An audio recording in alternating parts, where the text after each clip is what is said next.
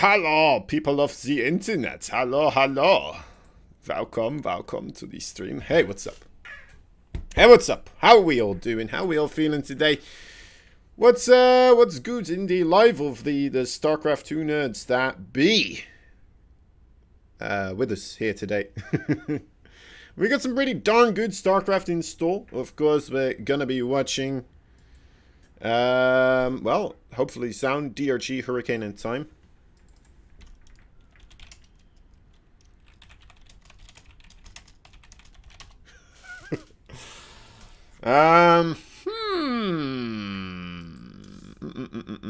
Apparently we are missing a person here. Let me quickly, in fact, hit up Mr. Organizer. Time is... Am I here? Oh my.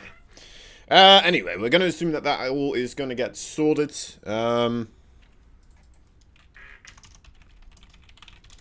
The other best...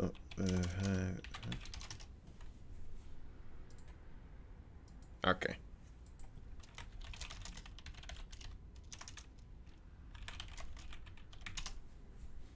Alright. We have nothing to be wary of, it seems. We have nothing to fear. We have nothing to worry about.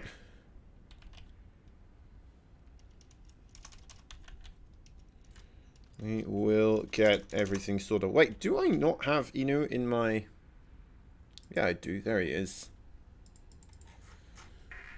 Alright. Okay.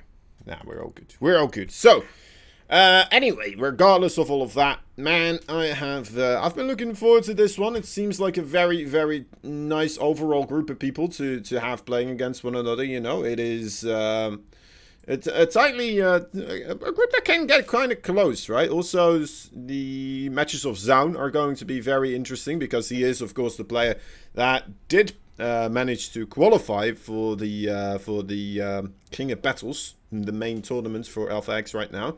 And it's always cool to see then, you know, these other games of him. Let's see how well he will be able to execute his stuff here today. It's going to go up against DRG first and foremost. Let me see actually if they recently played against one another.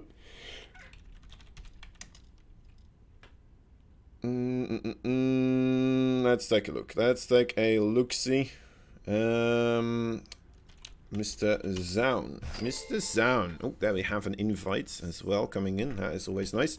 The music is on, right? It is. It's just not really willing to play anything. That's always funny, isn't it? It's like, yeah, don't worry about it. We got the background music on.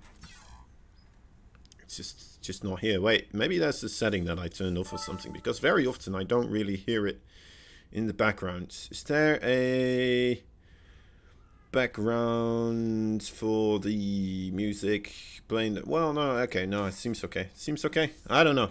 I don't know exactly, but anyway, Zaun. All right, it looks like actually, according to Illegal Lag, his PVZ is actually his worst matchup right now, which is weird because I feel like he is a very, very strong Protoss in the PvZ matchup, right? He recently took out Dong Raigu in the, I think that is also the match of, yeah, also King of Battles. And then he also took out Armani, which is also a thing that happens in King of Battles. So, before that, he did lose to Armani 1-2, but I mean, he beat him 2-0 afterwards. So we all know who the better player is right there. That obviously shows everything that we need to know, statistically speaking, right? 4 games, actually 5 games in total, and he only dropped 2 of them. So clearly he is the better player. And, well, let's take a look. Yeah, we got ourselves Time here. Time is ready to play. Hurricane is ready to play as well. Everything is looking absolutely fine. They are doing the vetoes right now, and then we will start the game. We will have a lot of fun. Yeah, okay. Recently watched the like 1 or 2 weeks ago. I watched the. I don't know if you guys know Tenacious D. You guys know Tenacious D overall. And then they have this new movie type of thing on the YouTubes. That is just all about Tenacious D. It's clear that they had less input from overall directors and such, right? It's a very, very cheap, kind of low-budget movie. And, yeah, it is quite hilarious. There's quite some good stuff. There's this German guy that was just trying to keep them out of space. Which sounds weird when you just say it like that, but I don't know. I don't know. That's why I'm trying to learn a little bit of the German accents a little bit. It seems like a fun accent to know. Alright, we are playing, in fact, on the new maps, it looks like. And that is now being decided by these two players. They're kind of having a bit of a difficulty figuring out, of course, what all the great maps are for them to play on. I don't think that is a bad thing overall. As you know, you need to take some time with these newer maps, right? You're not quite 100% sure yet which ones you like to play on. You don't know which ones you don't like to play on. As most likely you've only played on them a handful of times. Alright, let's see. Oh, it's so nice having this go on in English, right? Time being Chinese. And Hurricane being Korean. They need to communicate in the English language. Because I'm building muscles there. Well, I'm just sitting here right now, cynical. I'm not really building any muscle. Unless if you're talking about my butt muscles. The butt muscle. Because I'm sitting. That's all I'm doing. What's up, Bitterwood? Hope you're going to enjoy the games as well. The games haven't really started just yet, but they should be coming up pretty soon.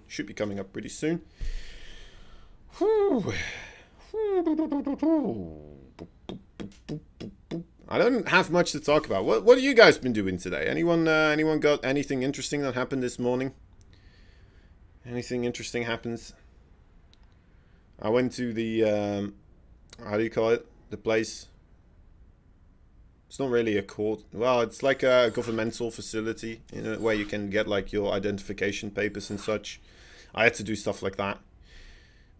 Just got home. Seems like I'll catch both of the matches. That's right. You'll catch all three of them, in fact, because we do have the two best of fives and the best of seven to follow it up with between the two winners. So that is nice. That is good to see. It's good to see. Nice, of course, not in this one, but Time is. So both Time and Nice, these two players, I swear, if I'm ever gonna have to cast Nice versus Time, I'm gonna say those two words so many times that people are gonna think I just never casted before. It's gonna be quite the debauchery.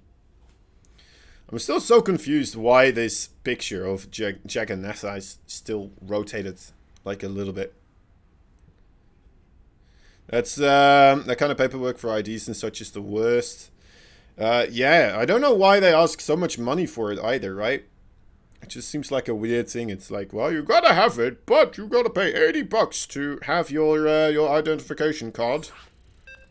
Well, it is a passport I'm trying to get, to be fair, but yeah, it's no fun. It's no fun. Although it is kind of exciting in a sense, right? Kind of exciting. They did get like the fingerprint scans as well. I hope that went alright. The previously I never really liked getting my fingerprint scanned in, but yeah. Now I'm kind of like, I guess I'll just wear gloves for the rest of my life. Oh, no. They never solved the crime of who casted this StarCraft game. Anyway. Hopping straight into it, of course. This map does not have the countdown timing, so that's always a bit of a quick, sudden entrance into the game. There's a couple of things, actually, with this new map that probably needs some fixing here. But, you know, they're non-really game-breaking overall, right? It's just the countdown is not occurring, and the picture that you see of Jagannath is rotated to be horizontal instead of vertical. Clearly a vertical map. In the picture, it says it is horizontal for some reason. Not the case, of course, as we all know. But still a bit confusing. Anyway, introducing the blue new Terran player, fighting all the way from the lands of China. He is the one and the only Kaisi Gaming Tam. His opponent is nobody else but the red heart-beating Protoss. He is the one and only Team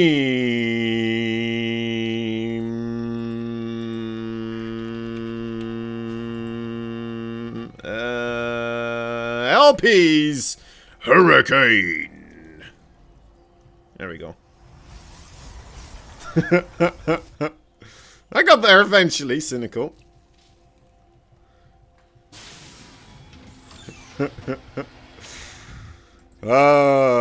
Man, good time, good time. All right, well, both these players so far, the standard stuff. This is what I pretty much always say. That's what I always say. The standard stuff, irregular openings. So I'm representing the Chinese region, of course. There's a couple of Chinese players overall that seem to be making their way into the StarCraft 2 scene. I know, for just to give one exact example, Firefly, we saw Firefly do remarkably well in the King of Battles tournament as well. Some really cool games that we saw from him that seemed very, very close against very talented players. So I'm assuming, you know what, actually, we might be getting more and more very tough Chinese players overall, I think, right? May have something to do with all the tournaments, all the Chinese teams that are occurring. It looks like overall in China, there's a bit of a sudden boost in overall StarCraft 2 activity, and I think we can just absolutely benefit from all of that. And it's a nice thing. It's a nice thing overall, as long as we don't suddenly have all the tournaments in the Chinese region, because you know what, overall, they tend to be a little bit strict with who can and cannot stream their events. So, but then again, we could just invite these Chinese players to our own events as well, right? So, yeah, all good, all good. The StarCraft 2 scene will benefit, and you know what? That's us. That's us, the StarCraft 2 scene. So, hey, oh, a little bit late with that shade there. Actually, Hurricane not going to be able to find that Reaper anymore. Bit of a oh, well, hold up, hold the phone. No, okay, lets him go. He decides to let him go. He did see it right there, I think. Oh, well, it's about time at least a few Chinese players got competitive among the top Koreans and Europeans. That's true, actually. Yeah, it's been a while, hasn't it? Well, there's always been like some Chinese player that kind of is starting to look like they're going to be taking it, right? Looking like they will be able to get to the top dog positions and really start competing for the grand prizes in these tournaments. And then ultimately, somehow, some way, it kind of just they fall out of the competitive scene. You know? I'm not quite sure why. I'm not quite sure what happens, but they suddenly just kind of disappear. They'd go off, do something else, and yeah, that's cool to see.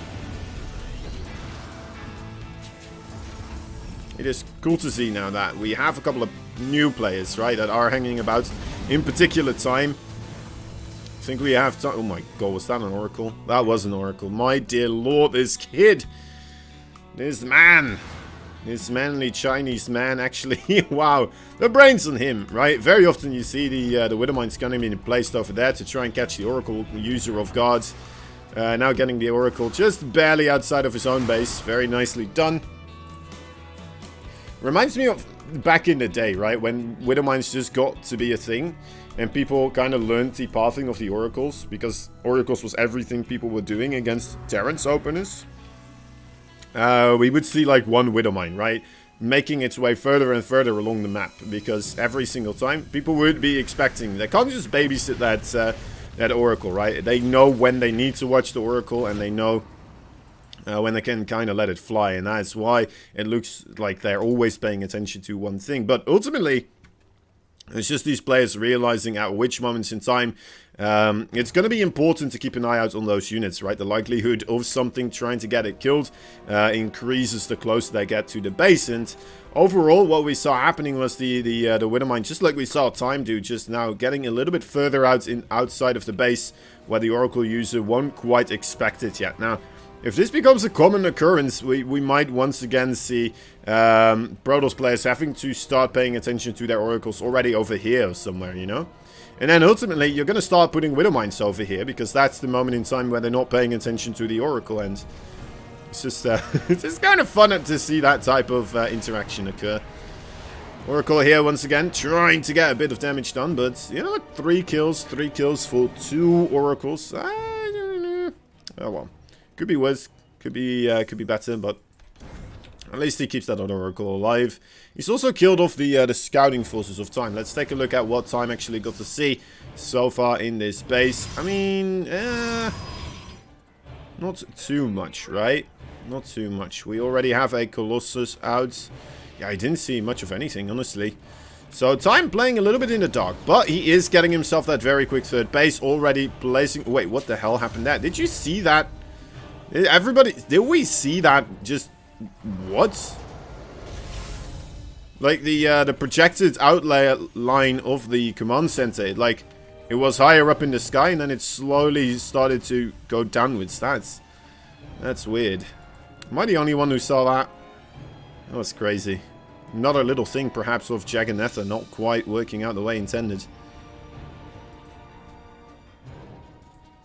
Weird little visual bug. Again, nothing game breaking, thankfully. Maybe it was intended. Who knows? I heard from Rushy that this map apparently is made with the help of Twitch. Like, Twitch was giving a lot of inputs on this. How does this probe know? Oh my god, you're joking. Man, that was a perfect timed probe there.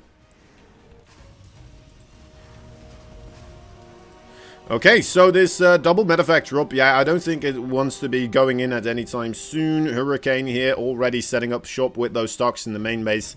Getting ready to try and poke away those sources. Time setting up shop though for a grandiose push across the fields here. Immediately gets scouted by this observer, of course. Unfortunately for Time, not quite being able to spot that one. So this also allows Hurricane to realize that he will be able to have a moment where he can send these adepts in here without too much of a resistance coming in immediately. So you know what? Nice bit of damage, right? Getting 5 SCVs. Not too bad, not too shabby. But this is the real crutch play right now. Will we see these Marauders and the Siege Tanks be able to tangle with those Colossi? We'll have to wait and see. 13 SCVs going down. What in the world is happening in this base? I guess more Adepts, more Zealots actually. Dark Templar also coming in. A lot of stuff harassment-wise. Just moving into that base of Hurricane as Time is pressuring that third. Was it the third? Well, I guess it was the third. It's gone now, though, so bit of a bummer. A couple of status wards here did get placed down. And Hurricane just casually takes another 4th base. It's like, you know what? Alright, I'll just set up shop elsewhere. I'll be okay. Did lose 9 workers.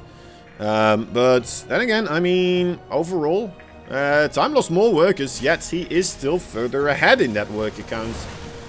So a testament to his overall macro skills right now. Must have also been because of that very, very quick 3rd base, of course.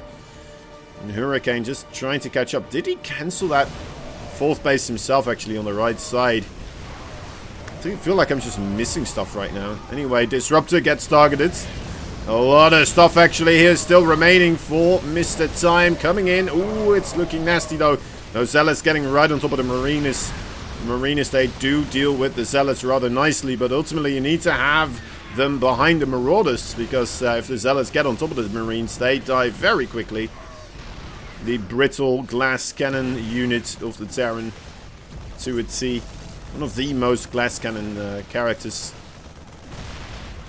Alright, Siege Tank here also kind of helping out, of course. This Nexus getting a little bit low. No repair is available for Hurricane, of course. No shield batteries here either. A couple of Disruptor shots. Nice pickup there with the medevac. Even building a sensor or a missile turret here. Very cool to see. Another base falls. And Hurricane has not been able to get much damage across the fields done anymore for a while now. Okay, goes for the supply depot. That makes... no, to each their own. To each their own. Time once again rotating to the left here, realizing he wants to get more damage done. The Siege Tank's actually very well picked off here Not quite getting an engagement that was favorable there for time, but you know what? Still actually turning it around rather nicely here. Getting a lot of those disruptors and then just picking up and leaving the vicinity.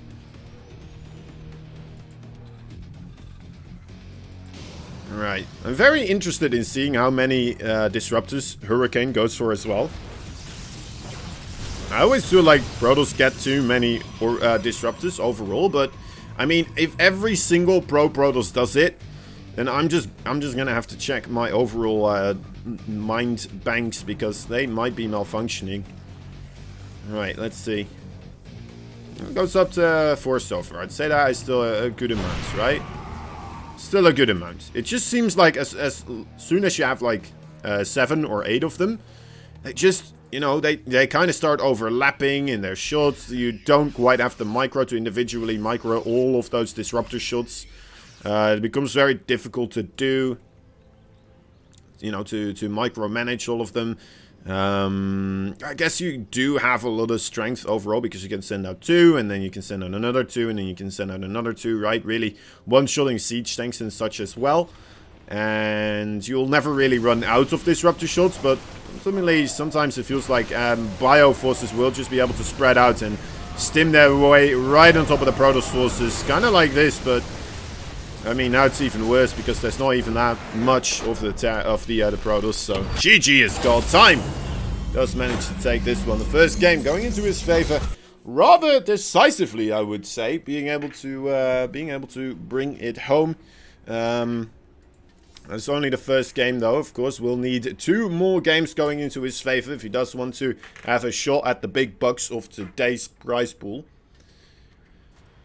Remember guys, there is also a Matcherino. If you want to hit us up with a bit of extra money for the prize pool, definitely go check out the Matcherino. It is greatly appreciated to everybody that helps out with these types of things. It doesn't just help out the... this one in particular, right? This one tournament in particular. It helps us out quite a bit with a lot of the StarCraft scene overall. So if you want to help out StarCraft, check it out. Check it out. Fill in that code. Add a code. Add 50 cents to the prize pool. If you are a true StarCraft fanatic, you will add that code. It's in the chat right now as well, so it's not too far away. If you're like, you know what, I want to wait for the commercial break, well, fine, then you are good for that one as well. You'll have something to do in between, and it's all good too. It is all fancy. It's all fine and dandy. All right, game number 2 will be on Submarine. Submarine, a tiny map overall. We'll have to wait and see who is going to be benefiting from this one. Some really strong overall places you can push with those siege tanks though, and we've already seen the time here in that previous match at least, looking like he did favor the siege tank there, but we'll have to wait and see if anything else can happen. Anyway, in the bottom right side we have ourselves that blue Terran player fighting for KC Gamers. He is Time. His opponent from Team LP, it's the Red Protoss, he is Hurricane. Hurricane. Man, I would love to have a Hurricane called Hurricane instead of like Katrina or Charlie or something like that. You just have Hurricane is on its way. It's tearing up the town, and it is just actual Hurricane, the Protoss player.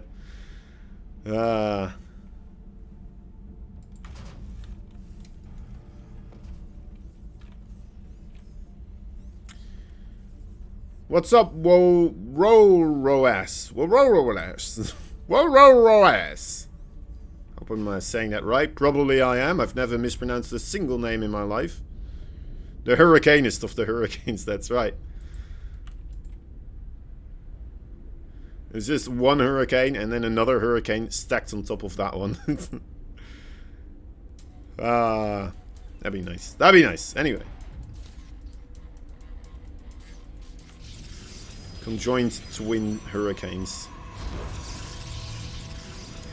I saw this picture of these two girls that are actually are conjoined twins, but then they are conjoined at the head, so they share that, like, their actual brain tissue is connected to one another. And apparently they have the ability to, like, smell, taste, kind of see through each other's eyes as well sometimes, and even you know, hear each other's thoughts and stuff like this. Kind of crazy. Imagine that, being that connected to your sibling. It would be weird. You'd think they would just all have the same, like, the same tastes overall, because, you know, sometimes one person doesn't like to eat something when the other person does, right? Even with siblings, you know, they all ate the same stuff all the time. One of the siblings might not like fish, and then the other sibling might not like, I don't know, Brussels sprouts. Who knows? Who knows? But I mean, if they taste what the other person's tasting, then how would that work? How would that work? Anyway, so many questions. Stargate proxy here by Hurricane.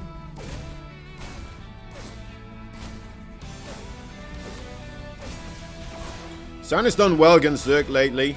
Did you see us running King of Battles qualifiers?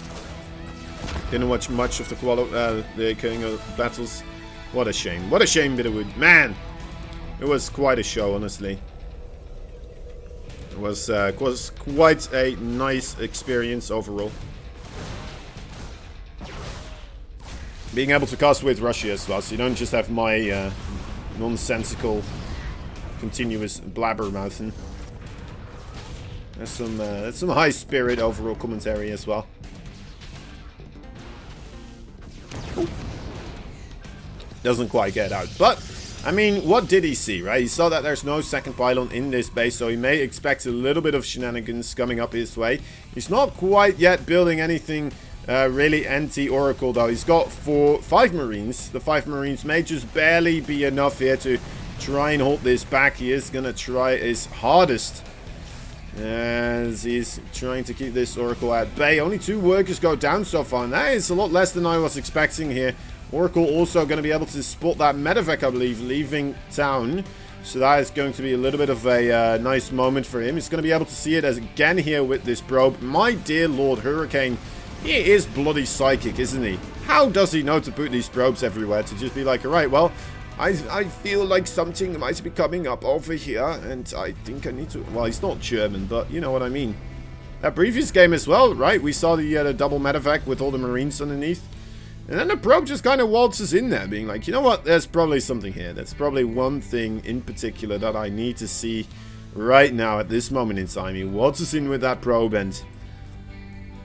Well, it's like he pulls down time spans when he is in fact just standing somewhere on a basketball field or something.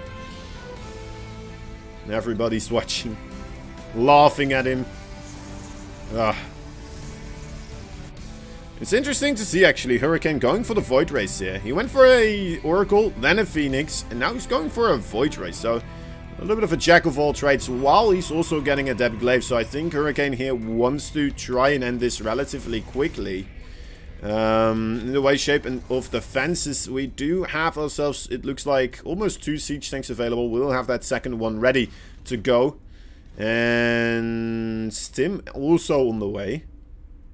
It's not quite ready yet. That would be a great boon, of course, to try and hold this. The Void Ray can apply pressure into that main base as well, of course, forcing a lot of those Mariners into the main base, allowing a lot of those Adepts to take a bit of a better fight, but he will just go straight for the fight here. Takes out the bunker very, very quickly. And that may be enough, although, you know what, no, the siege tank's actually still getting massive shots off right now. I think there may have been a little bit of miscalculation on Hurricane's part overall with what he was supposed to target fire there. The siege tanks, let's take a look. 3 kills on that bad boy and 2 on this one. That's 5 adepts pretty much. When you only have 10 to lose, that is half the adept count just gone by these 2 units, right? That's 2 units that he could have just, yeah, just done this to, right? Just zap right on top and then target down. Again, not quite being able to target them down, though. And now, you know what? Time. Oh, my dear Lord. He's making this look so incredibly easy. 2-0. 2-0. I thought the Zaun versus Armani match was 2-1, if I'm not mistaken. At least that's what I saw on the Legulag. Oh no, wait, versus Dong Raigu. Versus Dong Raigu it was 2-1. Anyway. But he did 2-0 Armani, so he did take them both out, right? So in a way, he did 4-1 versus Armani and Dong Raigu. Not bad. Not bad at all. And honestly, he did use a lot of the overall adept glaives. But the overall execution of the adept glaives was very, very stellar. It was incredibly on point. He managed to multiple times just get on top of 3 bases at the same time. Which is kind of what you want to do, right? It wasn't just threatening 3 bases. It was actually being on top of 3 bases at the same time. And, yeah, neither of those guys had the real answer to do anything. Because Zaun was just so good at making sure that he kind of maneuvered his troops around in a way whenever he saw one flank getting a little bit squished, he would make sure to either retreat with that flank or send it to reinforce the other flank that is doing a lot better. And yeah, just great stuff there from Zaun. I'm looking very much forward to see the rematch between Zaun and DRG. I'm not quite sure what will be going on there, honestly. I would assume that DRG may be able to do a little bit better this time around. Maybe a little bit more familiar with Zaun overall. Right, with that loss still fresh in his memory. Still fresh in the overall thinking tank.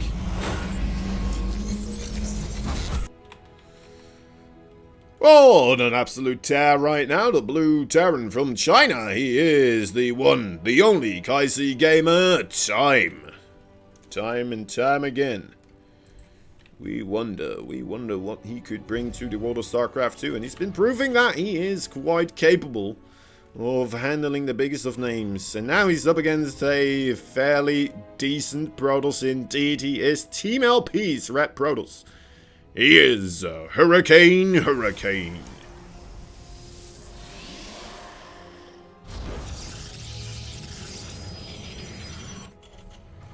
Hurricane called Hurricane. Huh.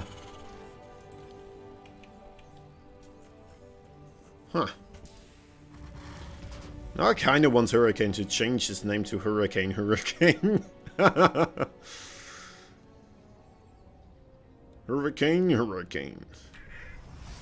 What's other nice names we could use?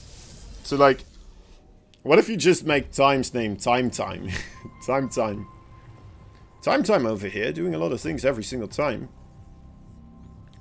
Would it be less or more awkward then if you also still say the word time continuously throughout the cast? Because it's not really his full name anymore, you know? But then again, it may make it worse because when you do say his name, you even have to say it twice. So, overall, the volume of the word time goes up by quite a high percentage, I would say.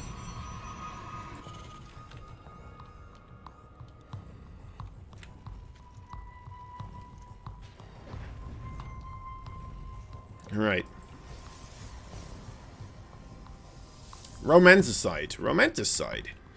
So one thing I always wanted to do during the King of Battles overall is kind of take a look at this middle area over here that we have going for ourselves. There's quite a couple of interesting choke points.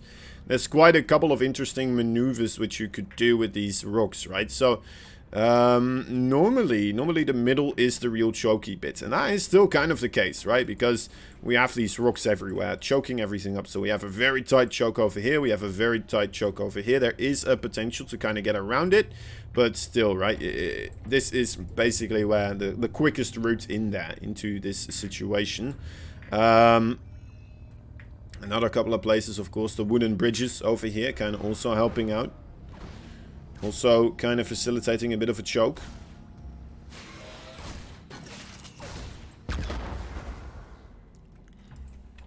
Guess I'm gonna have to watch the Reaper here. Looks like it... Oh, actually, he does get away for now. Trying to figure out whether or not those adepts are still hunting him. Good bit of micro here. Alright, well, as that is happening, let's just assume he's not gonna... Well, he might lose the adept, actually.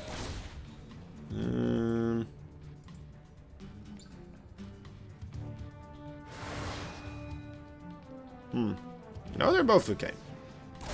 Oh, never mind. Never mind. All right, so yeah, let's take it back. Let's take it back to these places, right? So yeah, there's definitely a possibility to open up this middle area quite a bit, so you can have a very open overall battlefield here, which in particular in TVP, for example, would benefit the Terran, right? Especially when you're playing against Disruptors, Colossi, all sorts of AoE damage, you're gonna be able to spread out a bit more. So it may even be beneficial if you're going into a longer game to try and get rid of all of those little mineral patches as well that are just put in the middle here. Get rid of those rocks very quickly. And then other than that, this map very interesting because we have the very easy full bases here, right? If you have these full bases, ultimately, you're going to have to defend this place. You're going to have to defend this place. And that's pretty much it. Maybe versus a Terran or something with a lot of long-ranged stuff. We might try to set up shop over here. So you may have those 3 entrances overall. But ultimately, I would say, you know what, you can fairly easily get away with just having those 4 bases and then defending these 2 locations. Pretty much when you're defending this location already, you're so close to this one. Like, you can quite easily rotate back and forth. Doesn't seem too much of a hassle.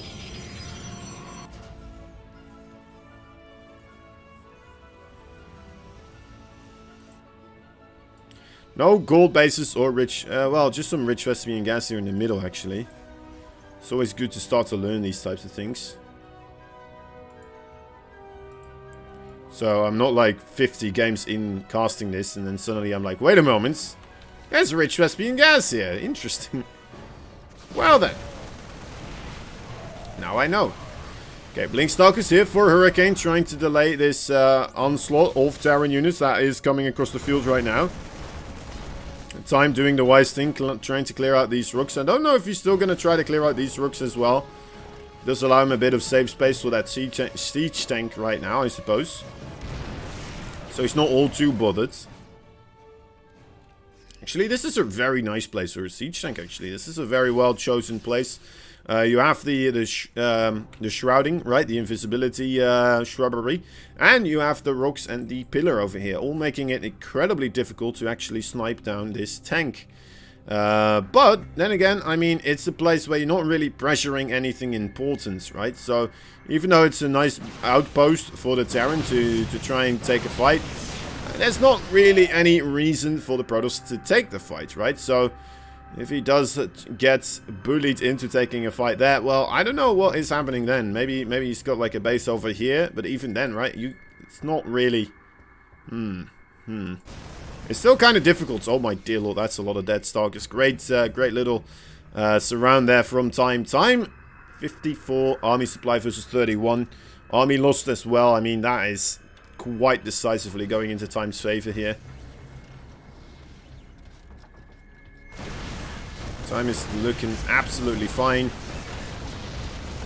He's got a couple of Widow Mines here together with the attack coming up. Colossi are on the way, but ultimately we don't have any of them just quite yet. And well, even if we do, we don't quite have the extended thermal lance yet either. I think we may be coming to an end here, guys. I'm sorry to be so Debbie Downer here for Hurricane, but man, that was not a good. It's not a great match for him here. Not a great series overall. You kind of got toyed with, and he's gonna have to go back to the drawing board when it comes to the TVP matchup. It looks like he's losing absolutely everything, and Time is just kind of stimming right on top of whatever the hell he wants. Gets out of that just in case. Not even losing these units. Even if he lost all these units right now, right? Even if this magically exploded without Hurricane taking any more losses, I would not be afraid for Time here whatsoever. Look at this army that's already available. Even if he lost this army as well, just magically without any potential gain for himself, right? Against the army of Hurricane, I think he would still be okay. That's maybe a little bit of a stretch, but ultimately, I still think he would be able to make this into a victory here. I would like to see him take out these rocks, but ultimately it doesn't quite matter anymore, does it? He knows he's got it. He knows he can just come on in here, Force fields need to be the greatest force fields in the world. They need to be a lot better than the force fields that, you know, Trump is trying to make between him and McIntyre. But,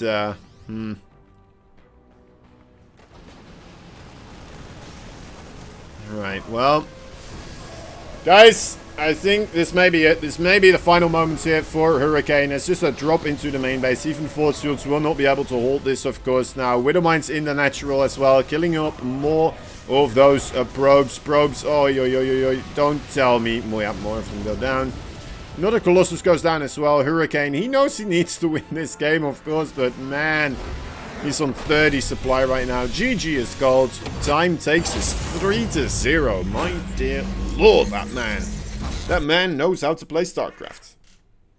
Very well done, very well played there by the Chinese Terran player. Impressive indeed. That means we're gonna go into the next best of 5, which will be Zaun versus DRG. Dongregu. Thought Time would win overall, but didn't think he would stomp Hurricane so badly, though. Yeah, I feel you there. I mean, Artosis has been saying it, right? Everybody in the GSR has been... I want to thank Time for the practice that he's giving me. And he said it, man. He said it multiple times. If everybody is just continuously thanking a player in the GSL for the practice that they do, that means that it is an incredibly strong player right now, and he is absolutely on form. And we're seeing it on the display right now again here. Very, very great stuff overall.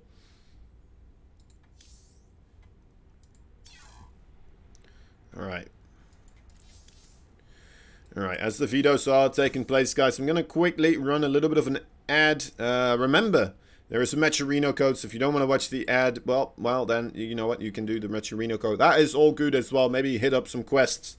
But I will be right back after these messages, and, yeah, we'll see you soon, alright, with Zaun versus DRG. Don't go anywhere. One moment, please. Oh, that's a long one. Hold up. Let's do a different one. I don't think we're even doing that one anymore. Ladies and gentlemen, we interrupt your regularly scheduled programming to bring you this announcement from our sponsor, G Fuel. You know G Fuel as the official drink of esports, and right now they're inviting you to take a trip down flavor memory lane with their new G Fuel bubblegum. It's their newest, mind-blowing concoction made with zero sugar and packed with antioxidants and vitamins. Be transported back in time with this classic taste of childhood while getting the energy and focus you've come to expect from G Fuel products. Check out their sponsor quests on our event page for more info on how to get your hands on G Fuel's nostalgic take on a time-tested favorite. Now back to the games.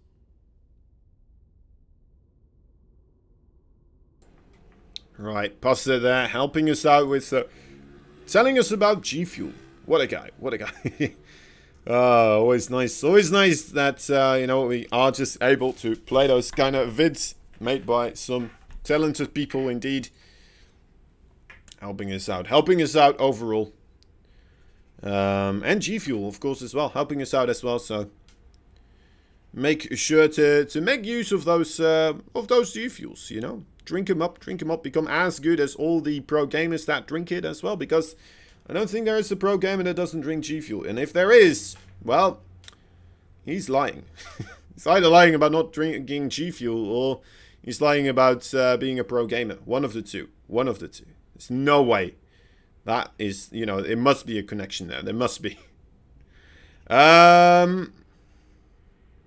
Well, that game won me an impressive $13. Lol. That's pretty good, Mac.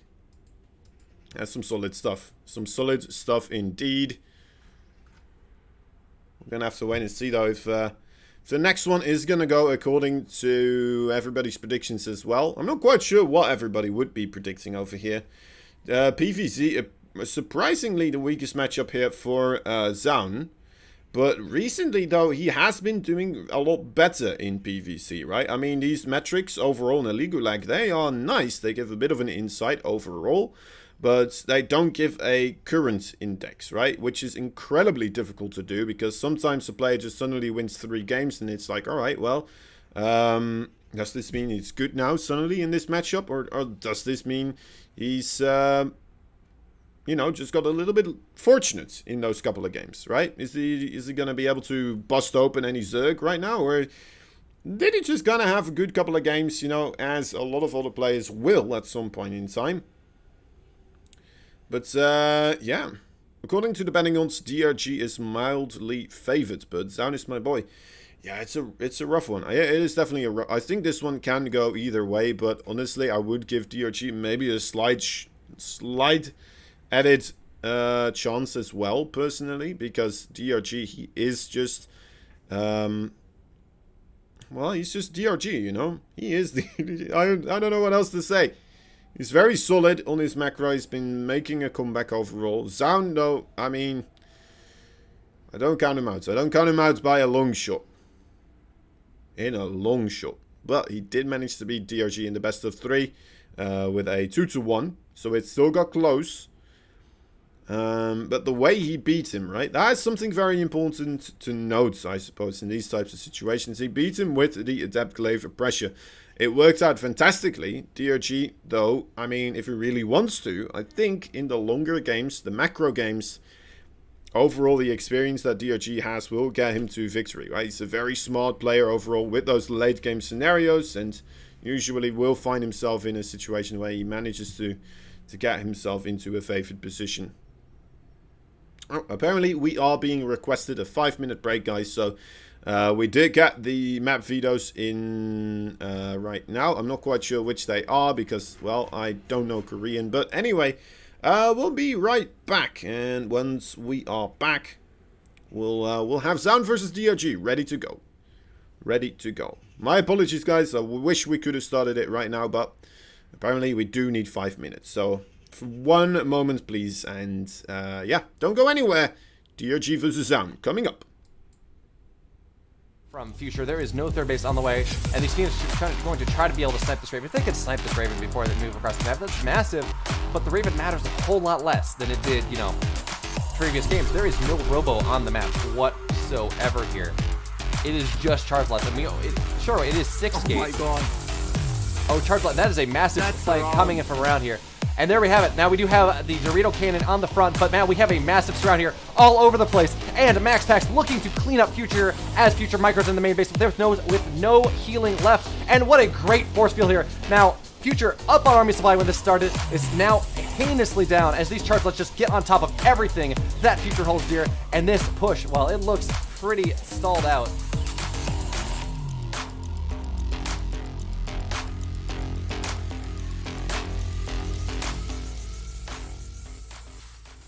Looks like Solar won't get any SCP. It was very lucky from Dream, I have to be honest there. Having those SCPs exactly where he needed them, and the drones have to back off because they're faster than the Marine, so they will be able to retreat. But more drones are gonna be pulled. It looks like Solar this time is gonna be trying to block this bunker from ever existing. Here attacking the bunker, gonna be cancelled by Dream. A lot of SCV, a lot of drones are put into the action though, so that's already damage being dealt by Dream. Of course, Dream as well is losing quite a little bit of time and resources for this. 2 bunkers are gonna be dropped, but there are already 3 Marines attacking this actually right here, right now.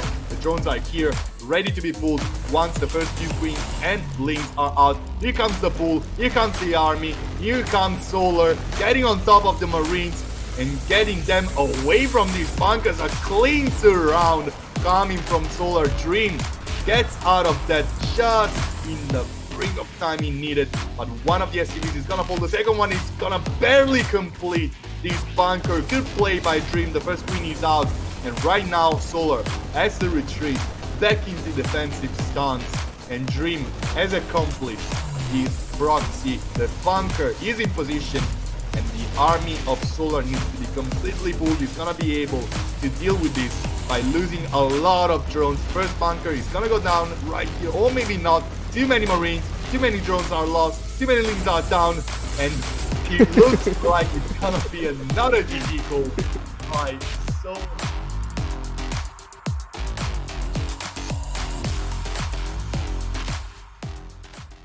army, but still, this is a scary army, scary one of tanks, while Patience is fully going ham on top of his opponent, trying to get damage here through the map, blinking forward on top of those tanks, and these Shadow Strike Dark Templars are getting so much damage so quickly. The most important pieces of production for innovation are under attack right now. Meanwhile, the rest of the army of Perfect Purification Nova will get a lot of damage done. Meanwhile, another round of units is gonna be worked in by Patience to seal the deal.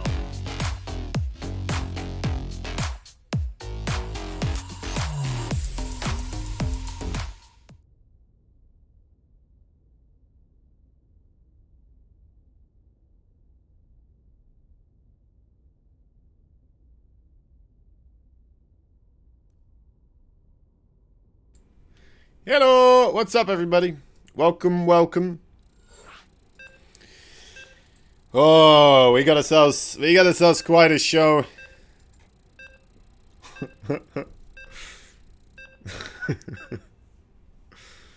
We got ourselves quite a show. DRG versus Zaun, a ZVP, PVZ. I said ZV and I almost thought like, oh my god, I messed up. No, that works as well. It's either PVZ or ZVP, of course. I mean, nobody's going to really complain too much about that one. Anyway,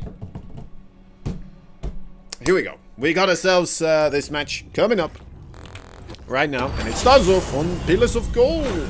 Pillars of Gold. There's gold in those pillars, I tell you. In the bottom left side, we have somebody looking to claim that gold. He is the Red Zerg player fighting with the standard-looking hatchery right over there. The classic man himself. As he is a classic himself indeed. He is Africa Freaks DRG. He's the Dong, the Ray, and the Goo all together, forming DRG. The top right side, though, his opponent. People often mistake him for a younger player, but, you know, he's been around the block for quite a while. He's been a pro player for a long time. He just hasn't always been playing StarCraft 2 professionally. But, man, oh man, don't let that deceive you. This kid, he's been on the training regiment for a lot of stuff. He's been a really darn good player in a couple of things, and right now we are fortunate enough to have him on Alpha X playing StarCraft 2. He is the Red Brodels. He is Zaun. Getting a block on that hatchery right there. DRG being forced to make his base elsewhere. Forced to take residence in a location where he may not have preferred to. Pillars of money, money, money.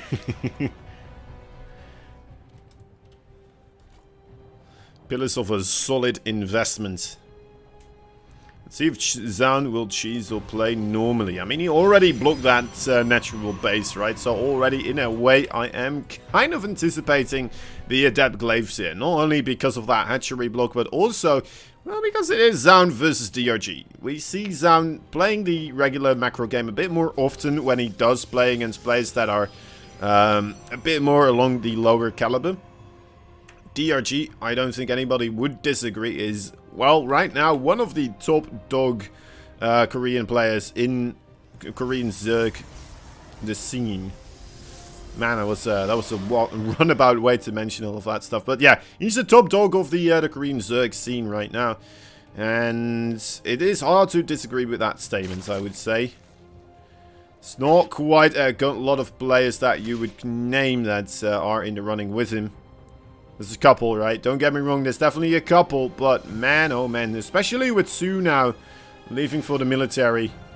DRG kind of taking over for him, right? In a sense, they're both these types of players that love the mid game. They love to stay on the mid game tech. They don't quite stay on the, don't quite often go to the late game as quickly as they maybe potentially should. But they definitely make it work, right? It's their style, it's their bread and butter, and they stick with that bread and butter. You gotta give probes to place that. You know, do that type of stuff.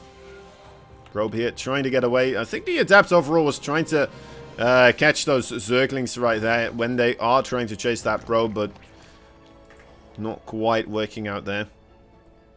Too late for the proxy nonsense. We're gonna go straight into a Robo, by the way, with the Warp Prism here for Zaun. So, I am anticipating the Adept Glaives, but...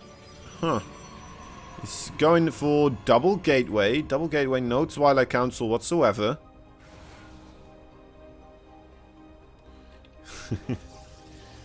He just wants the non-dollars, that's right.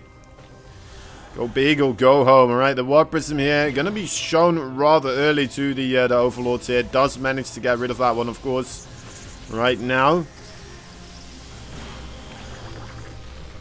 Goes for the Robotics Bay to be added in with this. Very interesting, okay. Curious what he is planning to do with this. Making an Immortal so far. We're not seeing any type of adept pressure, really, right? I mean, we've seen the early adepts. That was just a singular adept. Didn't quite die, didn't overextend, didn't go for any drone kills. Just kind of looking to protect that probe on its way home. Now he's just staying a bit more at the other side of the map, right on his own side. Going in now with the Immortal and an Adept drop that will transition into a Disruptor Speed Warp Prism drop. Very interesting.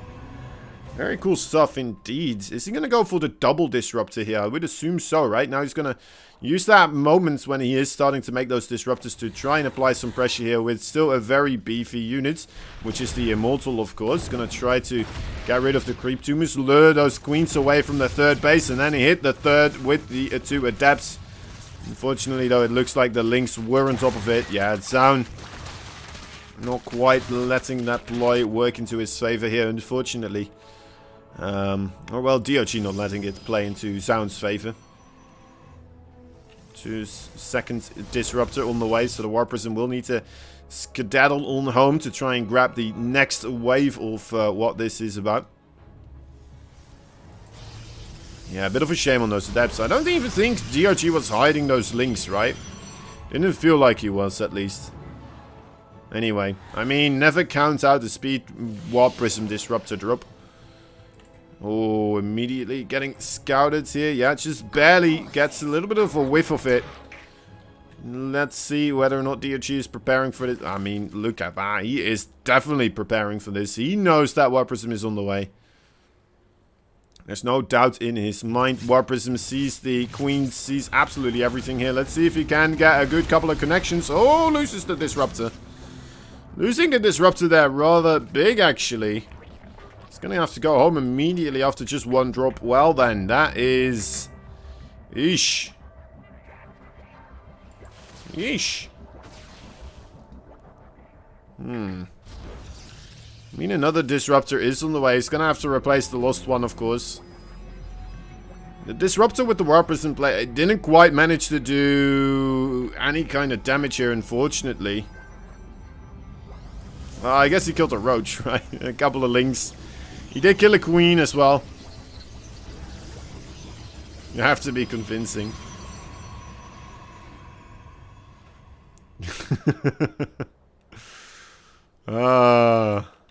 Man, it's looking rough so far. We have Burrow and Tunneling Claws coming up for DRG here. He's looking to ramp up the aggression across the field. Let's see if he will be committing to this, as DRG is going to get pressured himself a little bit as well. Okay, 2 Ravagers and 4 more Lynx did get blown up right there.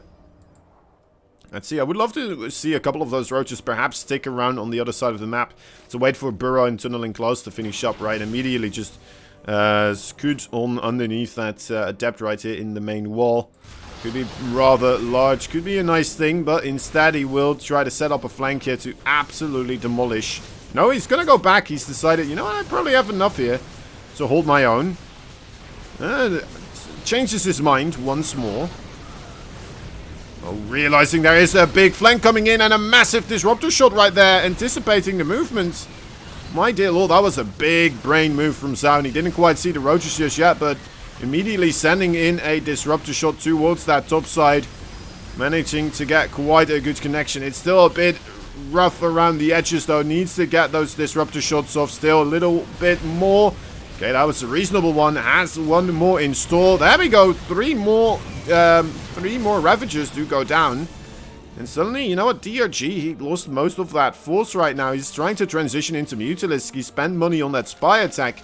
Was that a bit too much too early on, though? We don't have that much for Zaun available at the moment, but those disruptors, as long as they, you know, make one or two more of those shots, who knows what could happen here. Ooh, in he comes. Mostly getting just a small amount of links at this moment in time. Zealots without charge. They really are just a meat shield right now. And it looks like DRG will be able to hold on to his third base for now. Has that fourth base as well. Oh no, the recall misses the disruptor. Oi, oi, oi, oi, oi.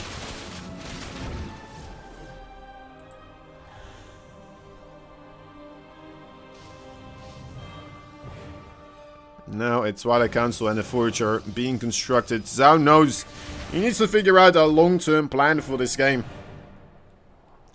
Will not be able to just straight up beat DRG at this moment in time, in this state of the game right now. We haven't quite seen anything with the drilling or the tunneling claws yet either. I mean, they have been revealed to Zaun though, to be fair, so he should be making a observer right now, right? Or at least a cannon or something. I guess he's making the forge because of this, but those roaches, they are coming in, as well as his army is going to go down. I think it's going to be a quick GG here for Zaun as soon as he realizes he's losing all of his probes in the main base. He just warped in at the front side as well. He's trying his best with the disruptors, but getting a bit distracted, I would say. Losing those as well, and yeah, 12 probes, just like that. More of them still falling right now. We need to have that observer.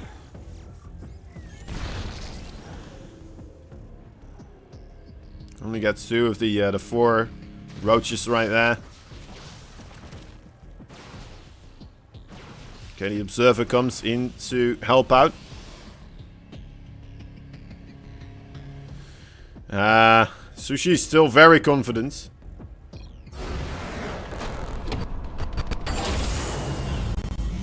Ladies and gentlemen, we interrupt your regularly scheduled programming to bring you this announcement from our Pessa, not sponsor, now. Not right now, Pessa. Thank you for your efforts, your dedication to the work. It's unnecessary right now. Anyway,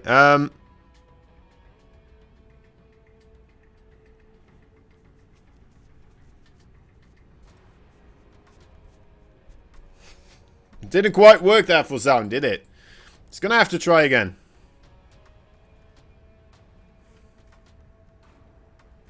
It's gonna have to try again here.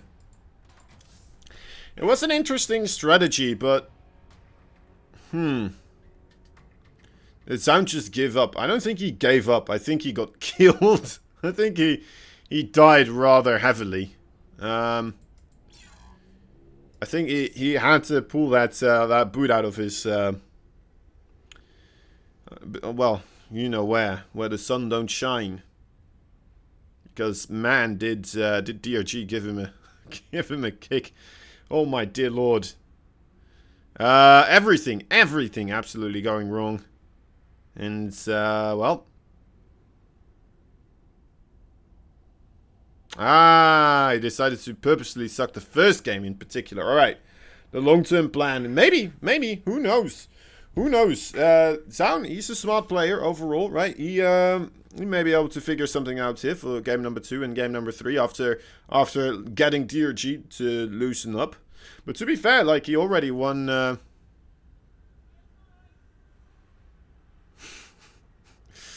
be fair, he kind of... What was I saying? I don't know. Matisse was whispering me something funny. Now DRG will be overconfident and Zaun will pull out all the winning strats. That's true, that's true. Oh, right, that's right. That's what I wanted to say. How are you going to convince somebody that you suck, even though you managed to beat them in the previous best of 3 that you held? What is the next map? The next map is, in fact, light shade. Light touch of shade. Even within a light shade, there is still at least 50 shades in the light shade. department. Why did I bring that in here? I'm not quite sure. Anyway, we are waiting for Mage. Mage, the Chinese streamer. Probably still kind of in the previous game, being like, what happened there? Why? Analyzing everything. Trying to relay all the information to time about what his opponents, his potential opponents, was doing in this one. I'm not quite sure. He's getting his ball cut updated as we speak. If I've learned anything from GSL, that's an instant power boost. Is it? Well, maybe actually. To be fair, I'm not quite sure if we can call it a ball cut anymore. Like, it's some fancy ball cuts that they have, right? I mean, it's like layered ball cuts. It's like putting one ball on and then cutting it and then another ball and again cutting it a little bit. You know, it looks a lot better than the regular old ball cuts that we are, you know, from long days past, which are the Beatles, for example, right? Let me take a look, actually. Let me take a look. Let me compare these two. Beatles.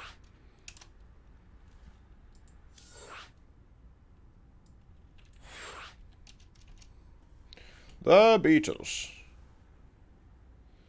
Exactly. Actually, hold the phone. Huh.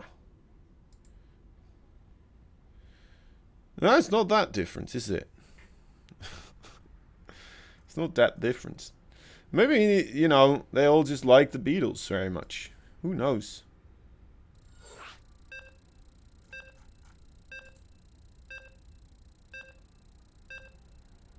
Yeah, I don't know.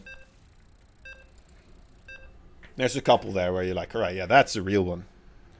Sound is the Beatles of StarCraft 2, that's right. This game's in the bag. It's in the bag. Did you know, by the way, DRG is rocking the profile picture of Cyril at the moment. I wanted to show you guys, but it's too late now. It's too late now. My bad. Anyway, one game in the bag. It's the Red Zerg player here in the top left side. He is fighting for the Afrika and the Freaks. He is DRG. In the bottom right side, there is a pink Protoss rather rapidly trying to get himself across the field here. Does not want to have an easy access hatchery right now. He is the pink Protoss fighting for the Alpha Axe. He is down. You know what? This could be, in fact, a little bit of a mind game overall from the first game. I'm not quite sure if I'm liking it, if it is, but alright, hear me out, hear me out. First game, right? This could be potentially his battle plan. First game, he opens up by blocking the hatchery. He then doesn't go, in fact, into the Adapt Glaive attack, right? So he skips that. He makes him think it is going to potentially be the Adapt Glaives, but then instead, he goes for the War Prism, even furthering, making DRG expect the Adapt Glaives. And then he just does something entirely different, right? He goes for the Immortal, the double Adapt, and then the Disruptor drop. Now, second game, you open up the same way, you do the same stuff again, and then you do go into the Adapt Glaives, right? And you do suddenly bring in those Adepts, and suddenly, you know what, maybe DRG is going to be like, well, it could be Adepts, but then again, it could be that other thing that happened. I should probably prepare for an Immortal as well. Then again, with it falling a little bit flat, in a sense, I'm not quite sure if it's going to be beneficial, a beneficial mind game, because DRG is like, well, that wasn't an incredibly hard hold. I took a lot of damage from the Disruptors, and yet I still kind of felt pretty darn comfortable overall. Anyway, what are we doing? I'm bet a whopping €1 on DRG winning, so I hope you lose your lunch money so I can get an ice cream. Well, you better not take my money for my ice cream. For ice cream, I'm taking your money for yogurt. Also, I'm Canadian, so I'm not sure my $1 could buy you European ice cream. $1 Canadian is enough for an ice cream here in Romania. Ooh. Still not giving up for a fight, my dear lord. People, their lunch money is on the line right now. Somebody's gonna go hungry. Somebody's gonna go without an ice cream today or a yogurt. Fun stuff. The battle of the lunch. The lunch money battles happening in the chat. Stargate's on the way here for Zaun. I'm digging the Stargate, honestly. I think this is a lot of a cooler opening, honestly, than the weird stuff that I just came up with. Self-X sponsored by Trovo. I don't think... Well, maybe, actually. This in overall series, maybe. Potentially. It's hard to say for me. I think maybe. I know we're getting money from Trovo. That's the first thing. Okay, yes it is. There we go. I know we're getting money from Trovo. I'm not sure if it's a sponsorship or if it's just because we're streaming on the platform. So is it sponsored or is it just paid overall business, like a a deal that people make? So I'm not quite sure. Well, that is basically also a sponsorship, but is there a difference between sponsorship in this sense and then just hiring streamers to do streaming on your platform? Would that still be considered sponsoring in a sense, right? I don't know. Everyone needs money. That's right. Money, money, money. I love that that voice line from the Artosis and Tasteless voice pack. I hope one day they make the Artosis and Tasteless voice pack that is not like on a convention hall somewhere. That would be cool. I would buy it. I would buy it then.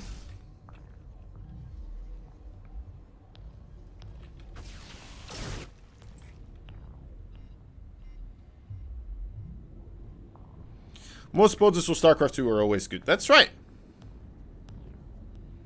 Thought you were gonna say from The Apprentice. When was it gonna say from The Apprentice? I'm sorry, my memory is very hazy with things I've said. Like I can stop mid-sentence pretty much at some points, and then I'm just gonna go into a whole different story. Money, money, money. All right. Wait, is that from The Apprentice? I see. Maybe they got it from The Apprentice. That could be the case, actually. That could be. But then again, I only know things about StarCraft. Thank you very much. I don't watch other TV things. Well, I do, actually. I do watch other things from TV.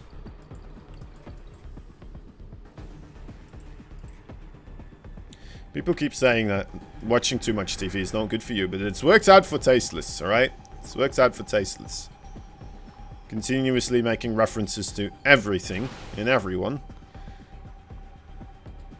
And pleasing the world as he does. Alright, so what's happening in this game so far? We are seeing Zaun actually being, overall relatively safe with his stuff so far.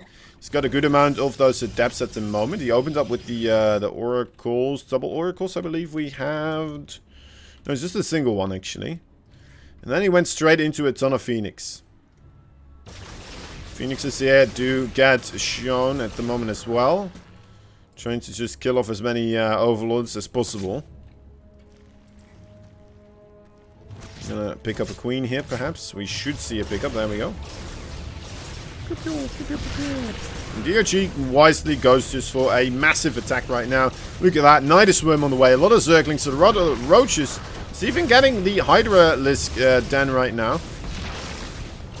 Good pickups. Good pickups. Okay, so all the queens do go down. That's a massive, massive boon here for Zaun. Needs one more pickup though. One more. There we go. Let's manage to get it. Now we need to see a preparation for Zaun against this attack here. Of course, he already has one single shield battery. Supply block. That is so bad right now. He needs to get these two immortals. Okay, losing some of the adepts. Gonna get him some supply to start up those immortals. He's also trying to make a Void Ray just to hold on here. He's made 3 cannons in the third base. That should be able to keep him safe for now. As these roaches are being picked up one by one by the Phoenix. Of course, that Nidus Worm, the Nidus Worm on the way as well. Looking to score some more reinforcements right now.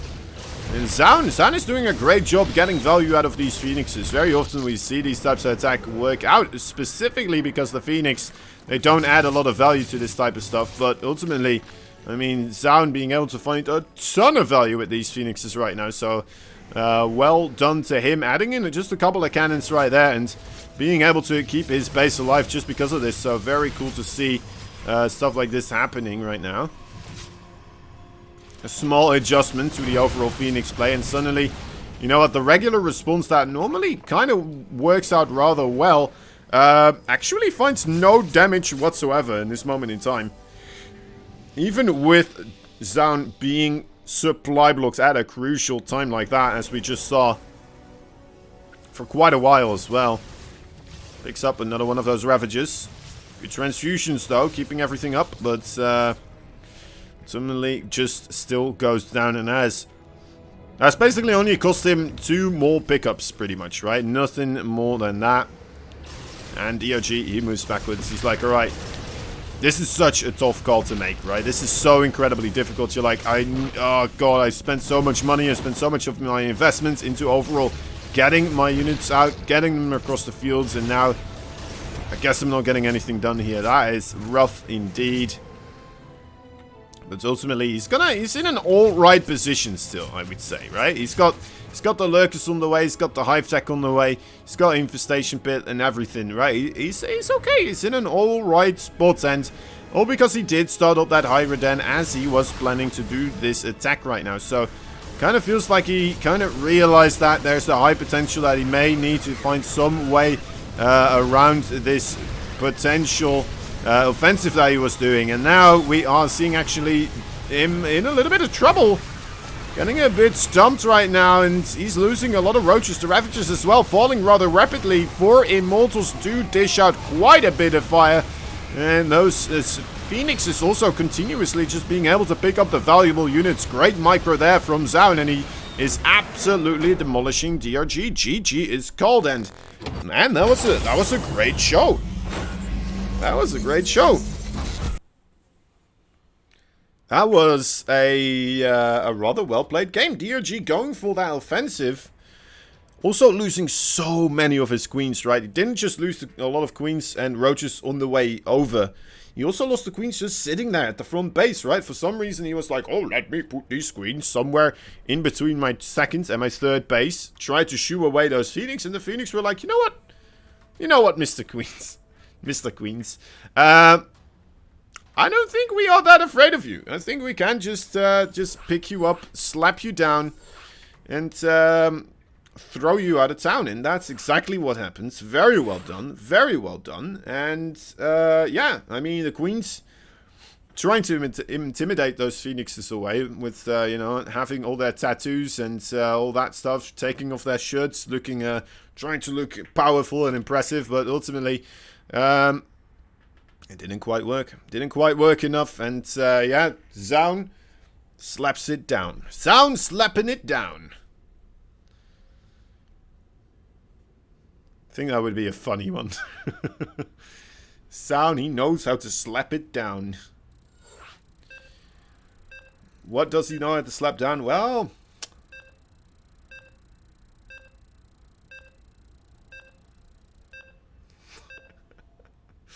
bam! Operation Suck first game is bearing fruit. That's right, that's right. One more game here necessary. Well, no, actually 2 more games necessary for both of these players, of course. It is the best of 5, so we're tied up right now. And we're going to see a follow-up on Operation Suck the first game, and maybe perhaps Suck the third game as well.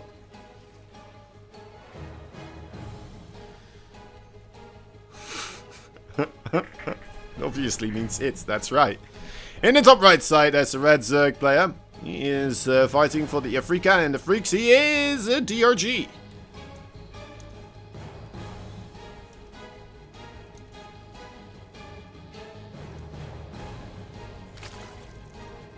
His opponent in the bottom left side, the red, no, sorry, the blue.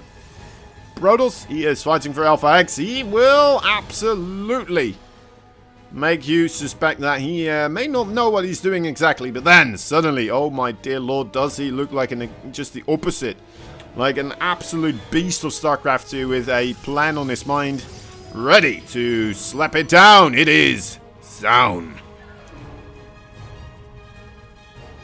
Intimidation plays won't scare this man. He's the most intimidating man in the entire StarCraft 2 scene right now. More muscle than a muscle car. More beef than beef jerky.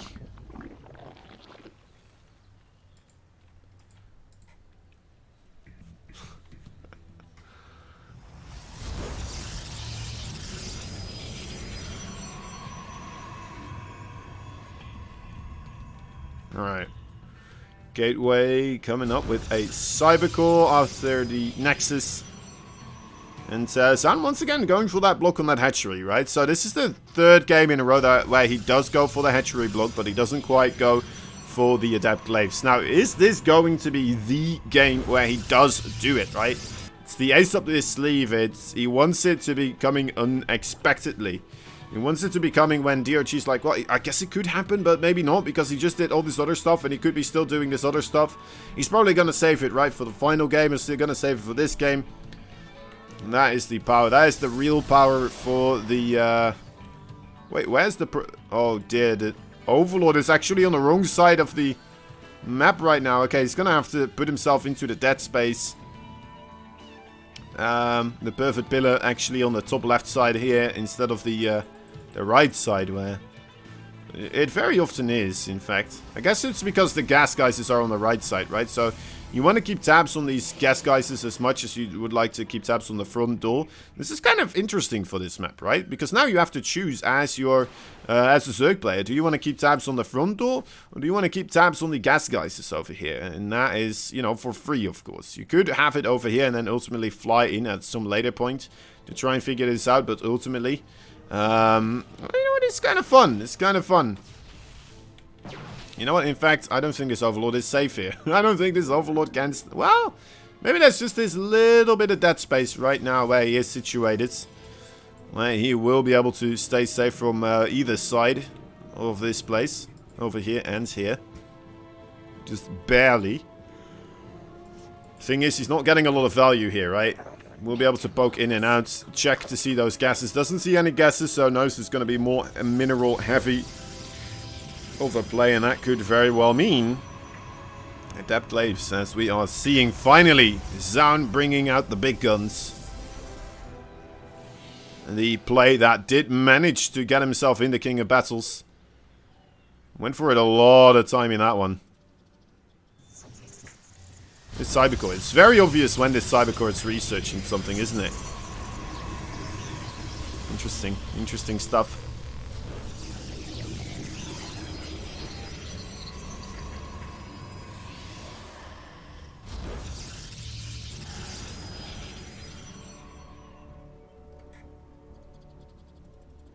You need to see that? There you go. I want to see it a bit more. I just like these Protoss buildings, alright? I like the look of them. I like the cut of their jibs. The cut of their jibs. What's a jibs anyway? Right, anyway, what we need to talk about this. Adepts are coming in. Is DRG ready? I think he very well maybe. He's got 46 drones. That's a lot of drones, but he's got an enormous amount of links here as well. One queen does fall. There's not a lot of transfuse energy at the moment in time. There's an immortal on the way behind us as well. Zaun, I'm not quite sure he's very much committing to this. He does have 4 gateways, but he's still spending a lot of money at home in the way, shape, and form of those immortals right now as he is creating. All right, let's see how he will divvy up the adepts right now. Okay, decides to go for the roach at the front door. What? Okay, apparently he did get bullied out of that main base. A sport crawler and a queen already situated there will not be able to get himself quite a bit of work done there. Oh dear lord, that's a big surround. The shade needs to be quite massive indeed. Let's see where he ends up. That is quite open here, actually. The Lynx are going to have a rough time trying to get a full surround here. Not quite sure why DRG still committed to that fight right there. Okay, oh, does manage to get one with the bile. Thought he may have been able to get a couple more. And, well, DRG so far, not really losing any drones just quite yet, but they are starting to add up some adepts as well in that natural and the third base. And now, oh my dear lord, stuff is going down extremely quickly here. And DRG, I mean, this is the guy that figured out how to hold against these types of attacks. He is being bullied. He is being just absolutely torn into submission. And GG, just like that. DRG taps out. Zaun once again showing his dominance in his brows with the adept glaives. No problem, no sweat. And, yeah, again, you know what? I mean, DRG, I felt like he was fully prepared. Maybe just a little bit too greedy, right? Maybe like 2 or 4 drones too many. But ultimately, that is such a tiny thing, and I'm not quite sure if that would have made a difference either, honestly. That is, that's a rough one. That is just a rough one. Zaun. He tricks everyone into thinking he sucks, alright? And then suddenly he's like, you know what, let me just do some actual builds. Let me do some actual builds I prepared instead of pretending not to know what I'm doing. I think that's a little bit rough, right? I mean, overall, these disruptor plays, they are really cool to see from now and then, right? From time to time, it is nice to see those disruptor plays. And, I mean, it's not his fault that we don't see them work all that often.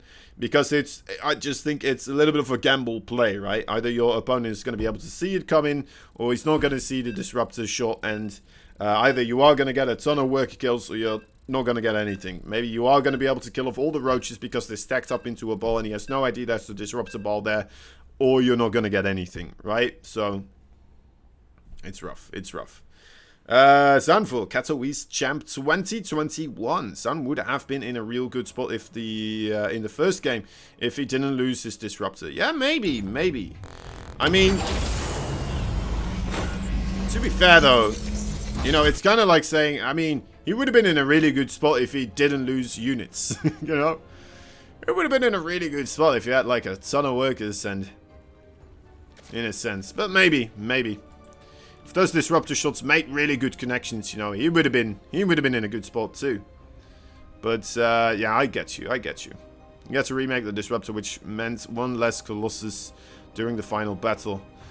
Yeah, but I mean, the final battle ultimately was, I mean, I don't even think, even if he did win that decisive battle more decisively, he had roaches in his natural, he had roaches in his main base.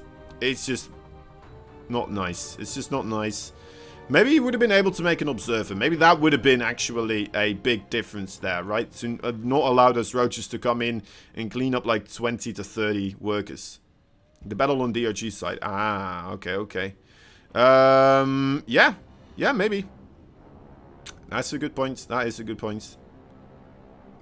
I think, yeah, that would have been a lot more influential.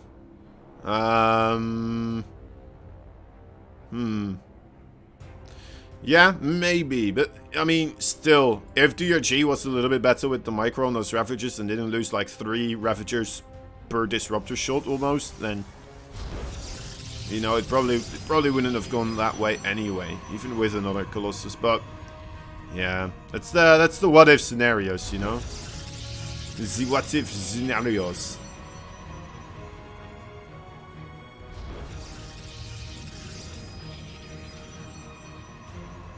You can always make the case like, yeah, well, it's the fun part of StarCraft 2 in a sense, right?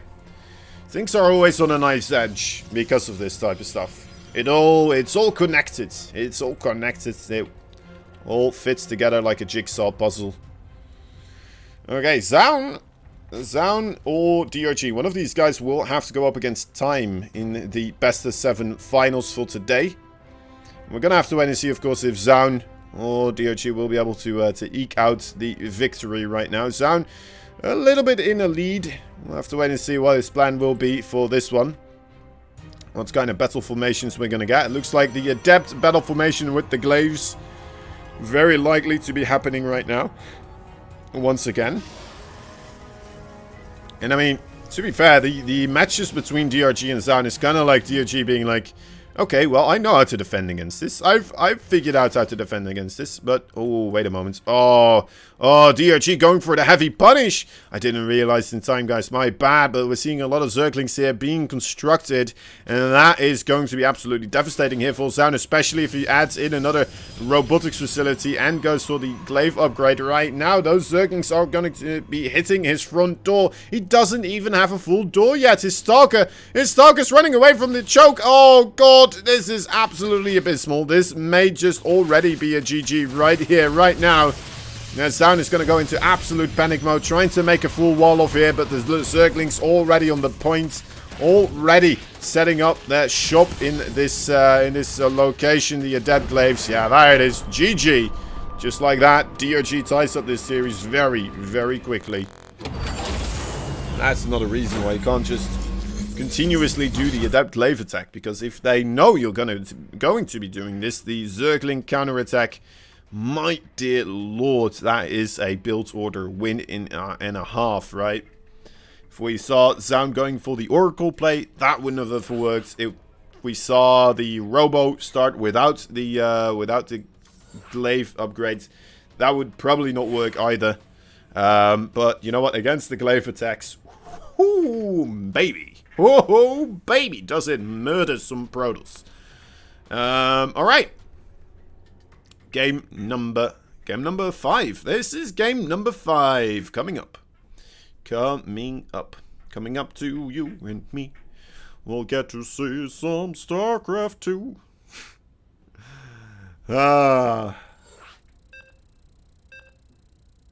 No one likes this show off. The lunch money battle still continues. Who will be able to get their yogurts or their ice cream? Are you team ice cream or are you team yogurts? I'm still not quite sure. So, which one of these players is team yogurts and which one of these players is team ice cream? DRG is team ice cream, right? Zaun is team yogurts. It's a fun way to do things, actually. It's a fun way to observe. DRG is ice cream, yeah. Zaun is team yogurts. That's right. Okay. Oh, okay. In the bottom right side, we have a red Zerg player fighting for the Afrika Freaks. He is a DRG. What? He may be called a dong, but this man, he knows how to slap it down. He is the Alpha X, just slightly pink Protoss. He is Zaun.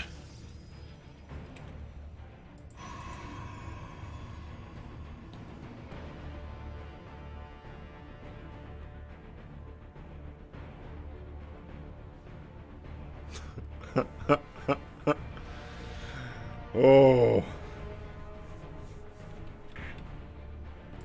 In he goes.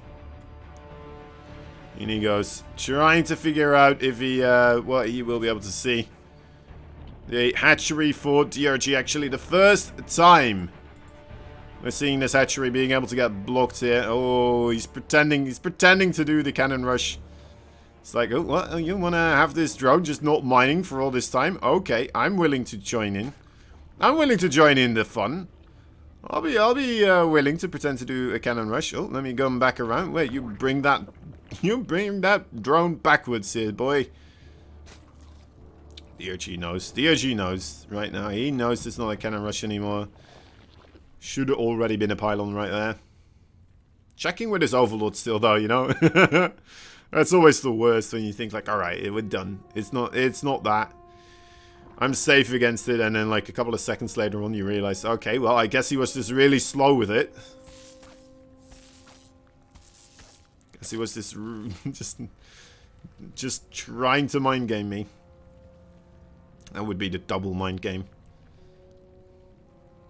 Talking about slow, what's up, slow? How you doing?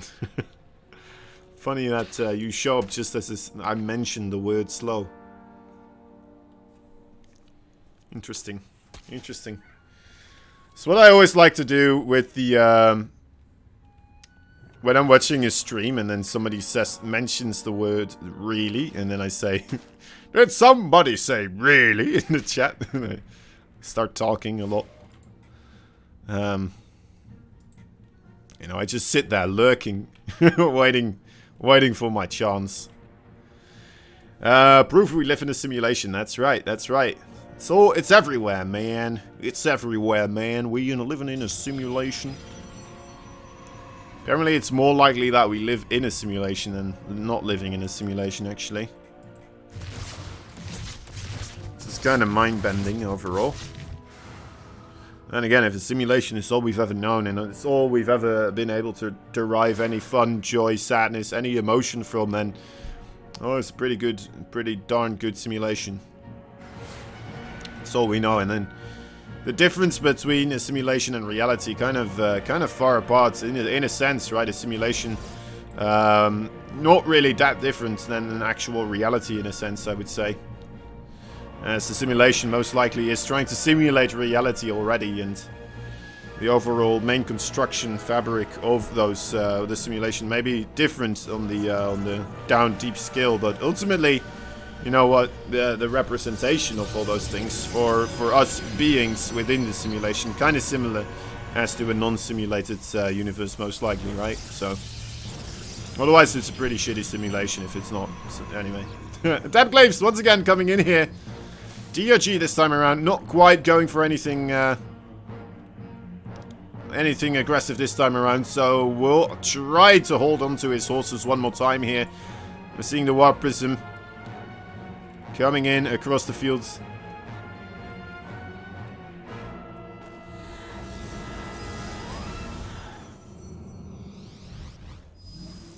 And that is these depths right now coming to shade in. Look at them at depths, boys. Look at them go. Yeah, I'm trying to lighten it up again a little bit, guys.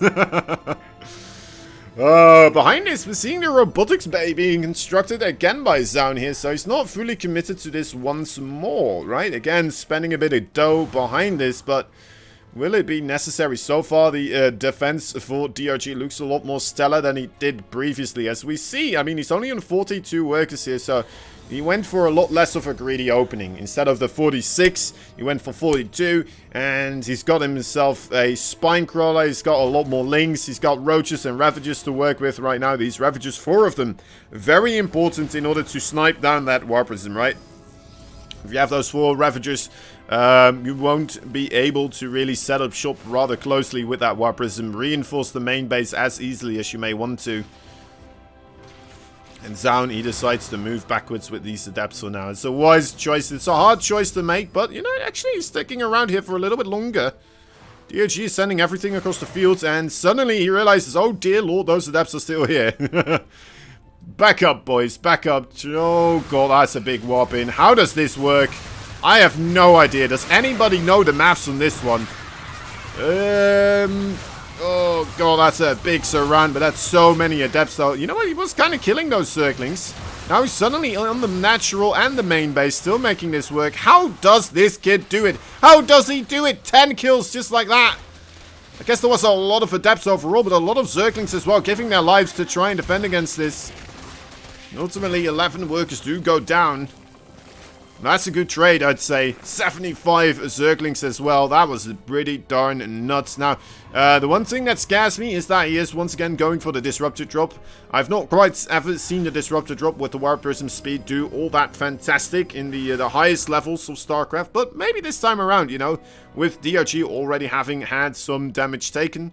Who knows? Who knows? Was it worth it? Is that a good trade? I'd say 20. I mean, look at this. This is, you know, I'd say it's a pretty good one. It's a pretty good one. Keeps both the Disruptors alive as well. Minimum needed, probably. Yeah, I would agree with that one. He's got himself that 3rd base on the way right now. Imagine if he hits that link clump. Oh, that would be a fireworks show and a half, wouldn't it? Don't play with fireworks. This would be a great commercial not to play with fireworks for kids. Look at this cluster of Zerglings. Now look at what happens when they get too close to the fireworks. There we go. 4 more workers, just like that. Oh, that Warp Prism. Oh, getting rather low there. All the workers idling? Where are these workers idling? I'm not... let me see. 17, 19... Yeah, a little bit oversaturated here for DRG, right? That fourth base taking a while before it really rears his ugly mug into the field. And Zaun, I think Zaun actually... I'm not seeing him build a lot of probes at the moment, right? He's still on 51. Still no probes on the production tab. I think he's just going to go for a big all-in right now. He's just wanting... He's most likely looking to finish this off. I'm still not seeing any probes. That is a mistake that is inexcusable at this moment in time. If he does want to make this a macro game. He's got a couple of probes here. Maybe a little bit of a fake. Oh, the warping doesn't make it at the right place. So he puts those two adapts in the wrong location. But still, the shield battery overcharge helping out quite a lot. Now, this attack is coming in so far. The disruptor shots not quite being able to hit too much. That's a good one. But then again, at the same time, those Ravager shots also hitting the mark that time, though. Nice splits from Zaun trying to avoid the ultimate damage taking place right there against his units. That War Prism is very far away though, so all the reinforcements for Zaun is very far removed. 20 workers though already having been killed here. Nice. Oh, just barely cancelled that disruptor shot. Okay, 2 Immortals though also helping out quite a ton. Zaun feels like he's won this one, but also DRG actually getting closer to the Protoss army at the same time. Both of these players feeling like they do have the upper hand in this fight here, it looks like. But ultimately, Zaun just slightly gets himself out on top.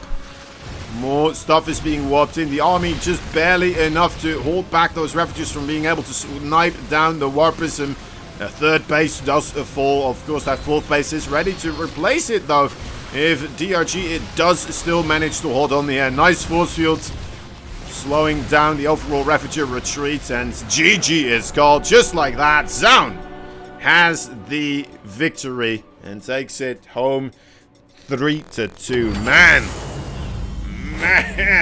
that got close. That got down to a hair of a difference. A very slight difference indeed, but man, Zaun, making it quite a show indeed. Still being able to come back around, come back in for a second time, and apparently Team Yogurt does manage to win this one. Team Yogurt. I hope this becomes a thing overall. Team Yogurt. Whenever we see Zaun versus DRG play, we'll need to consider them Team Yogurt and Team Ice Cream. Then when it turns out that Zaun doesn't like yogurts and DRG doesn't like ice cream. Good thing you didn't bet. I would have gone with DRG. Yeah, man. Zaun being able to take this one this time around. Once more, right? This is the second time he did manage to just eke out a victory barely over DRG. I mean, it's close. It's incredibly close. But ultimately, yeah. I mean, those adept glaives. I'm still a bit perplexed. DRG doesn't quite manage against the glaive attack of Zaun all the time, right? I mean, he is the guy that invented the best way, the most efficient ways to deal with adept glaives, yet, yeah, here he is. Here he is still struggling. I mean, Zaun...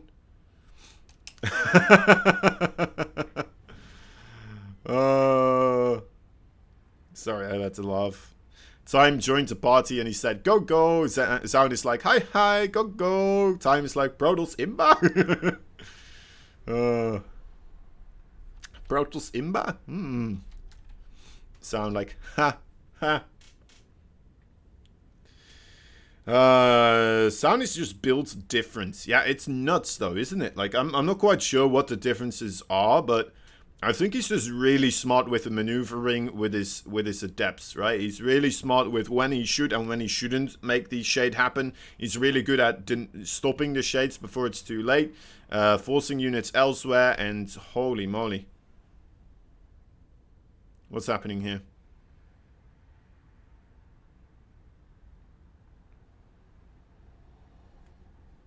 Who? Hey, Inu? Wait. Inu? Oh, what's happening? I don't know. I don't know.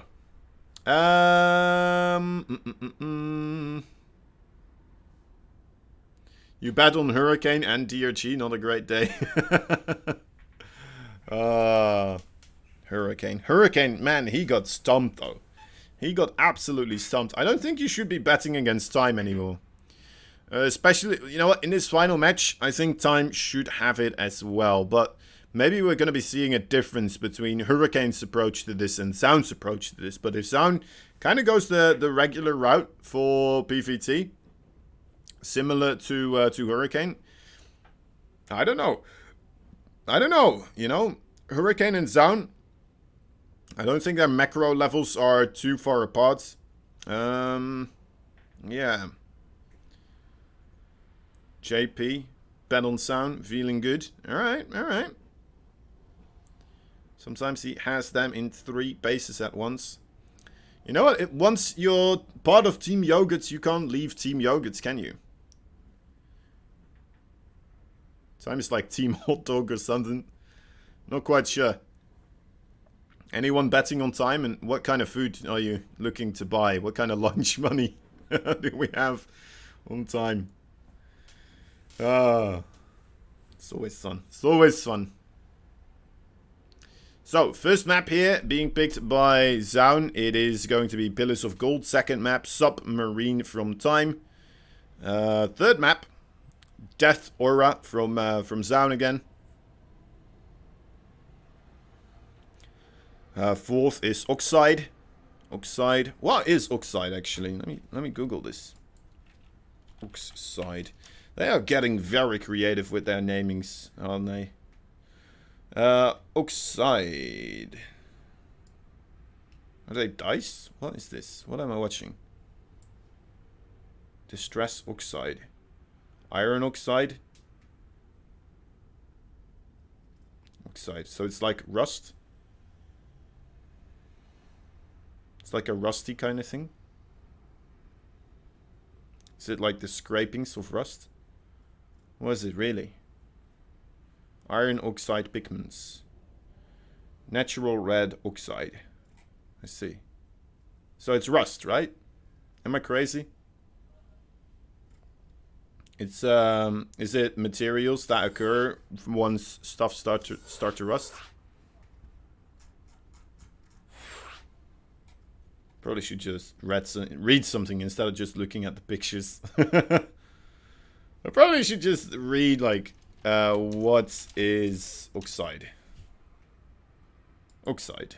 Right, this one's without a C in it, but a chemical compound that contains at least one oxygen atom and one other element in its chemical formula. Oxide itself is the how do you say this? Dianion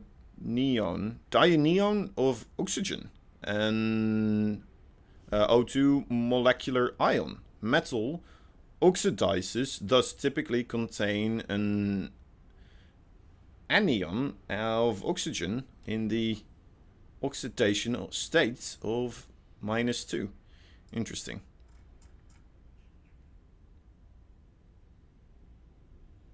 Of course I know what that means. Of course. Oh, man. I had such a horrendously bad chemical teacher. I had to bring it up. I hope he's not watching, but man, oh man, that boy did not know how to be motivated for teaching. Oh my god. Honestly, like, to be fair, like, I wasn't motivated for learning either. But still. Alright, so oxide. So you have oxide and oxidation, and you have oxidide, dioxide, carbon dioxide, and monoxide. Man, that's a lot of sides. Alright, well, that's it. That's it for chemistry lesson. Apparently you have a little bit of a break as well. So let me quickly get ourselves a shout out to one of the sponsors. Guys, remember, there's also a Matcherino page. Go check out the Matcherino page. Go check it out. Check out the Matcherino page.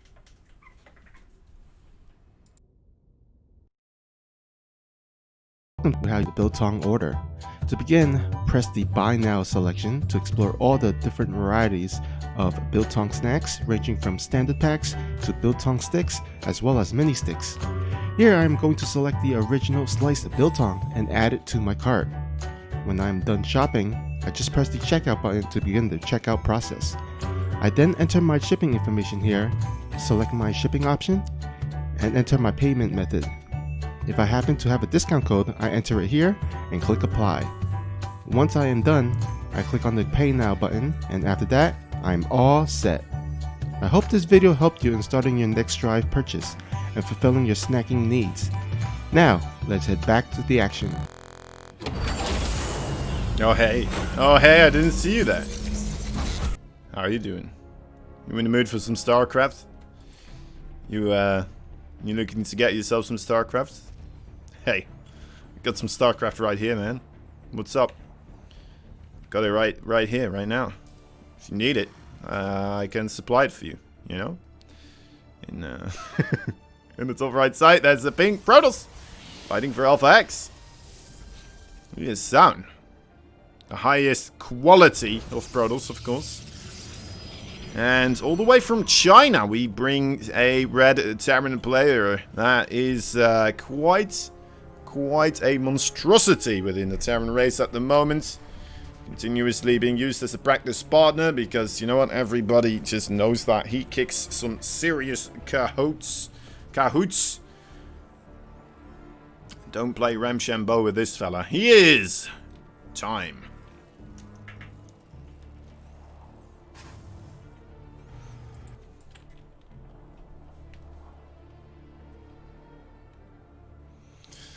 So, predictions for this series overall. It is going to be a rough one. I think maybe. We did see Zaun being able to take out Innovation as well recently. But. There is a but indeed. I mean, Time, not somebody that he has prepped for as meticulously as he's prepped for Innovation, right? Sargrun going 4-3 for Zaun.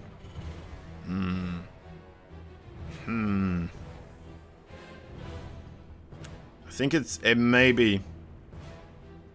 Or 4-2 to either as well. Yeah. 4-2 for Zaun. Okay, there's a lot of Zaun fans in the audience. That's interesting. Huh. Oh, I hate to get on your bad side, but honestly, guys, I think maybe Time has this one. He has been an absolutely phenomenal player recently. 4-0 for Zaun. Alright, somebody's a little bit biased.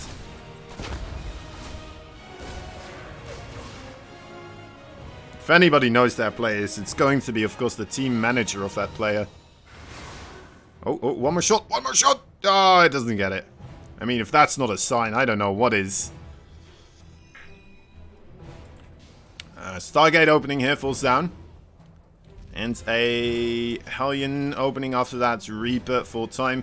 We'll have to keep an eye out for whether or not there's more Hellions right afterwards. It's not a sign. I don't know. I don't know, Sushi. It's just another trick. Oh, of course. It's another mind game. He knows he's gonna get cocky now with that Reaper. He wants to be scouted, in fact.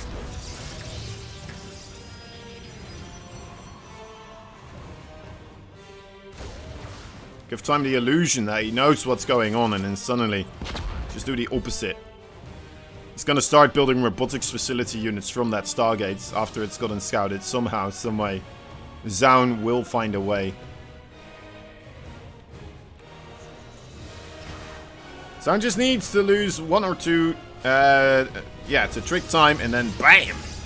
Zaun slaps it down. It's becoming a thing. Everyone yogurts. I mean, yeah. Zauni does kind of look like a yogurt boy in a sense, you know? And in a sense, it sounds funny that a yogurt guy would slap it down. Phoenix Colossus. Oh, perhaps. That would be fun. I mean, yeah, the Phoenix opening here from Zaun, it's gonna keep him safe against the drops. We saw Time utilizing the drop play quite a lot against Hurricane, of course. That third base, though, does have me a little bit wary at the moment for Zaun, as that's a quick one. Zaun may need to start ramping up the speed of his own third base rather heavily here in order to try and get equaled out on the game right there. Phoenix's nice flying pattern here, flying in cohesion with one another, trying to find any type of drop play. But Time so far, he's just, you know, being the greedy boy that he is. And only now starting to really ramp up that production at this moment in time. This moment's in the moments. Okay, Zaun does figure out what is happening though. Sees that third CC very much already in production. Quite heavily in production. He's gonna throw down a couple more... Actually, gateways. Okay, okay. So I think he may want to get a bit aggressive here. Try to utilize this moment of a moment. And then he might try to strike as the it's a good time. Oh shoot, I said it again. I'm trying to avoid it. I'm trying to say sentences where the word time is very obviously going to be used and then use a different one. Different word. It's not working out quite yet, and still need practice with this, guys, this casting thing. But yeah, let's see. Zaun, I mean, he's really slowing down his third base, right? He's going for a lot of gateways. He's going for the Colossi as well. Extended thermal lance going to be constructed.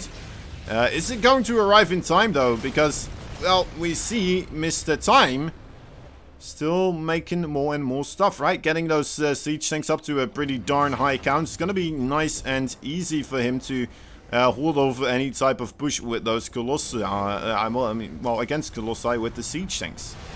Siege tanks actually a pretty darn good counter against the Colossi, in fact. That is what TY has told me this one time on his stream. So I am prone to believe one of the smartest, if not the smartest Terrans in the world.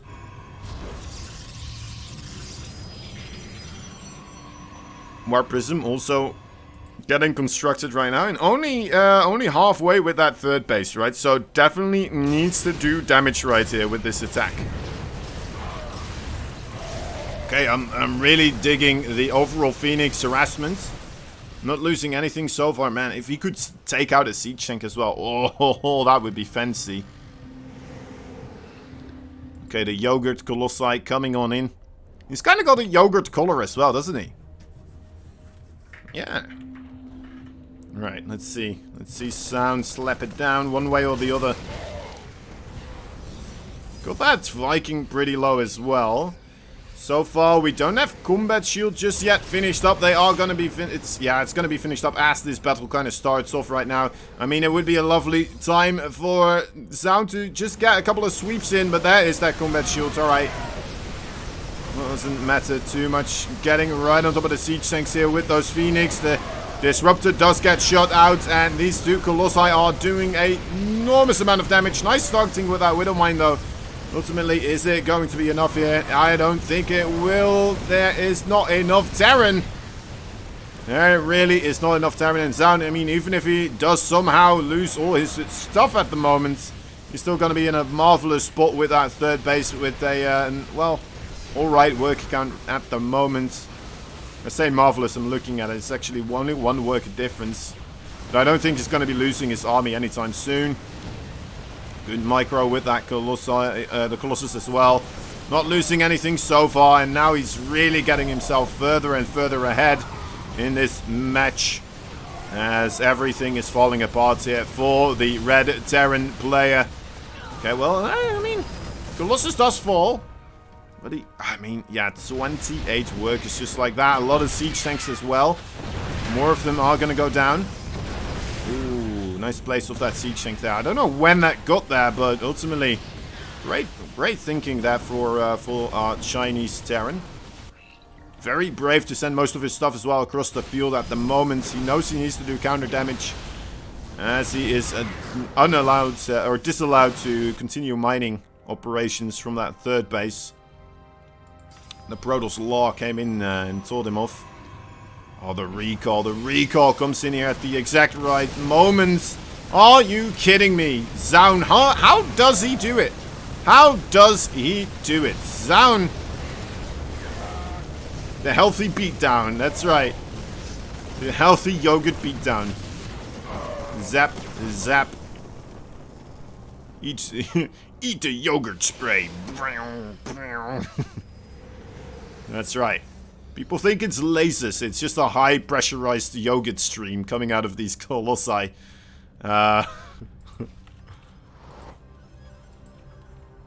Zealots and the War Prism in the main base now as well.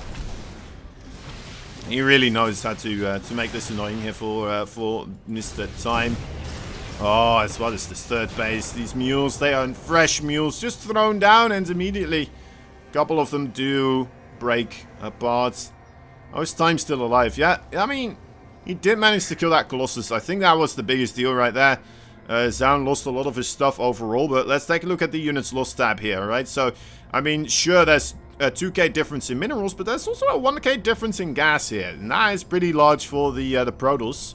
Overall, Zaun, he didn't manage to kill off that third base, right? So, still quite a lot of mining happening for Mr. Time. And honestly, we only have a small advantage right there that took place for Zaun in the overall worker count. And suddenly, you know what? I'm digging Time's position in this game again.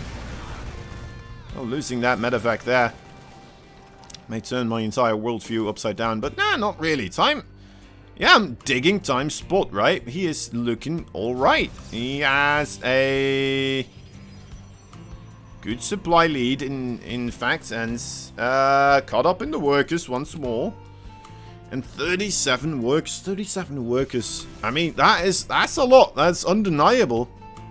But ultimately, that third base for Zaun, it was so incredibly delayed, right, for this push. So I think it did do enough damage to equalize out the score, but ultimately it turns out that it just wasn't enough to put him ahead with a significant amount.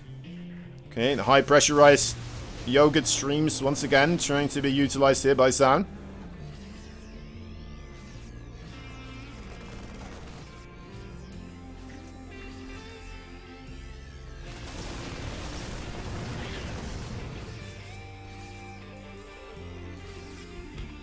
You need to get Zaun a yogurt endorsement, that's right.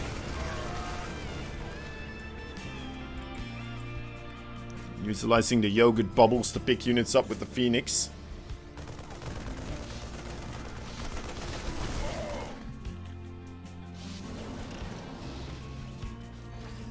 Alright, this could be a pretty large fight. There's no siege position for the siege tanks at the moment. But Zaun being able to force Time into, well, slowing down this push overall quite a bit. The Observer is right on top. Seeing absolutely every tiny maneuver, so he should have the information to know which type of engagement he needs to be taking here. Zealots going into the third base, holding back a little bit of the reinforcements, getting a couple of worker kills. Disruptor shot, actually, oh, that was quite a big one, wasn't it? 6 kills right there. Not bad. Not bad at all. Utilizing the distraction from the Zealots there, actually, to allow a moment of weakness where Time wasn't paying attention. Getting that disruptor shot to start hitting, right? So, wonderfully done indeed. Zaun, what is Zaun's plan here? He's making Archons. He's trying to poke with those Phoenixes wherever he can. The Observer did get picked off, it looks like. A massive overall concave being set up here for Zaun. And Zaun is, in fact, gonna commit here. I'm not quite sure if that is something I enjoy watching, but here we go. Let's see that disruptor shot. Oh, not quite being able to land on top of a massive ball of units. Did manage to get a good connection though on a siege tank or two, but ultimately it looks like Time will be able to get right on top of those Colossus and will be able to shut it down. Mr. Zaun has to go back to Protoss Town. GG. And that is one hell of a comeback there from Time. Being able to take that that fight overall. And let me bring my face back into the action as well. Just one most important part for the stream, of course. No, but for real, man, that was a marvelous game there from Time. I thought he was dead in the waters multiple times, honestly, and I felt silly picking him as the victor for this match, but ultimately, wow, hats off, everything going according to plan.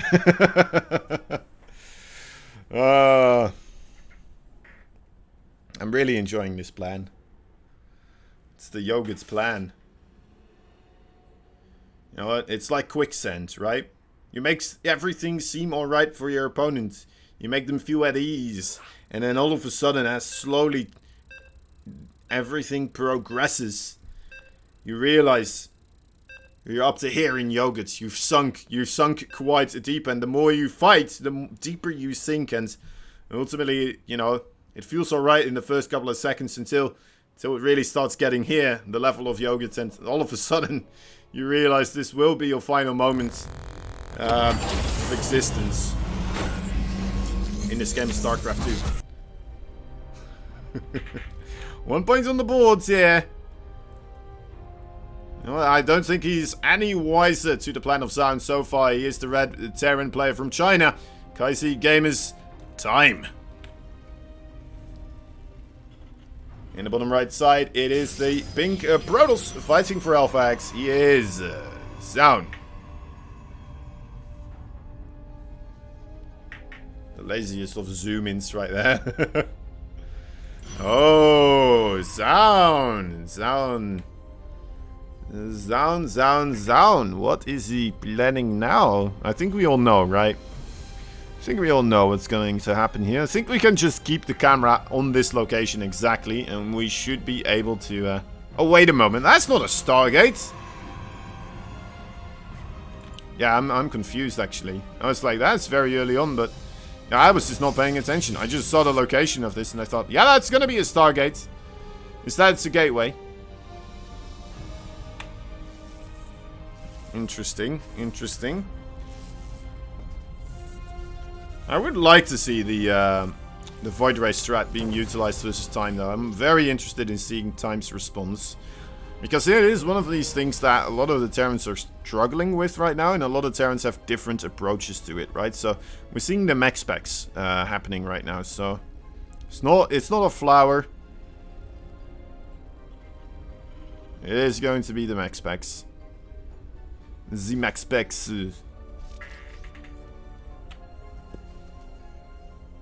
Already got an SCV as well, yeah. Gonna get another one here, perhaps.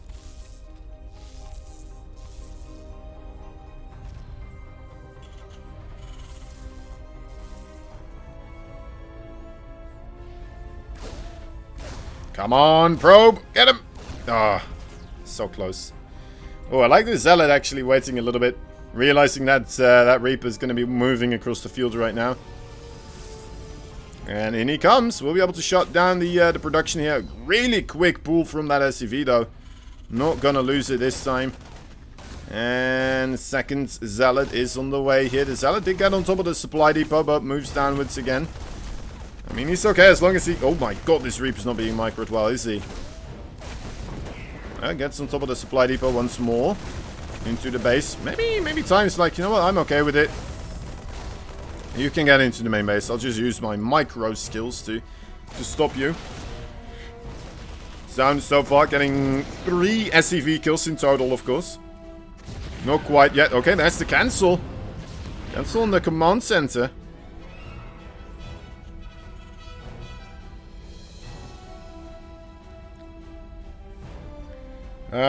Farron, yes. In fact, I don't know exactly how it happens either, but Time did manage to win that first game. Putting that command center on the high ground right now. We'd like to see that Nexus. Alright, there you go. Let's check that Nexus out for a little bit. We'll come back to it once it's completed. Oh, Widow Mine! Widow Mine! Oh, that is rough. It's the same trick. Just wait. Boys, we may be not having the greatest moment in time here for Zone. Losing that Stalker right there. I need more synonyms for the word time. Usually I use the word moment.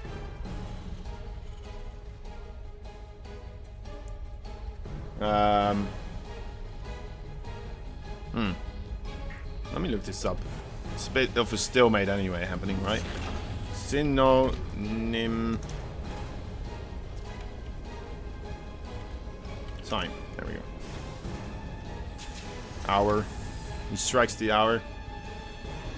O'clock. Rhythm, tempo, beats. Schedule, set, setup, arrange, or book. Prearranged timetable, bill, program, plan, measure. Alright, I think I'm good. Alright, I think I'm good. So yeah. Zao needs to get with the program. Avoid those widow mines. Not get shot by them as much. Going for a dark shrine in the top right side. Sorry, I just moved away. I didn't see the Starks move in time. Alright, so he moves backwards. That's alright, it's all good. Seems okay for both these players so far. Zaun, 38 workers, 39 workers was 28. Very interested in seeing whether or not Mr. Time goes for that third CC still here. As he already made triple barracks. Maybe going for a 2-based timing right now. I'm not quite sure how much of an investment is too much of an investment for him to continue this. I'll have to wait and see.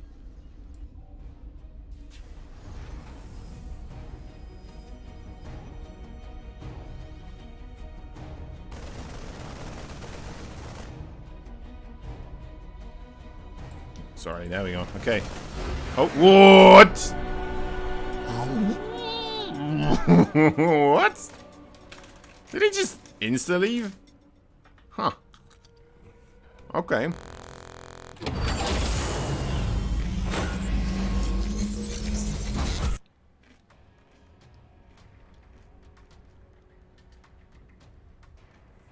Wow. Just threw mules down? I think so. I think so. Huh. Huh. Well, I'll be darned. The Sound takes game number 2. Once again, making the cheese happen in his favor. Not bad. I mean, if it works, it works, right? Bit surprised how quickly Time just stepped out. Didn't even try to make that work still. Didn't even try to do any micro tricks or anything. It's just like, ah, well, screw it. We'll go in the next one. So, yeah, that's true. We need a cheese emote here. That's right. That's right. Alright, well, let's see. Let's see what the next follow-up plan is here over Time.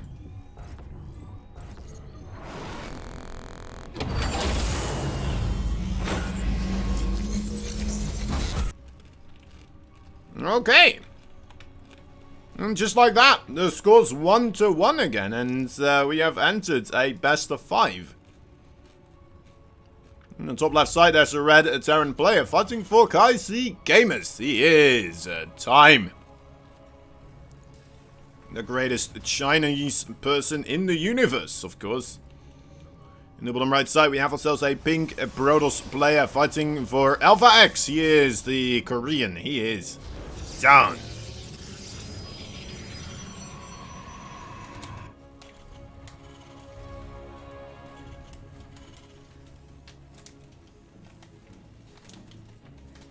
Spam this clown to help out Zaun.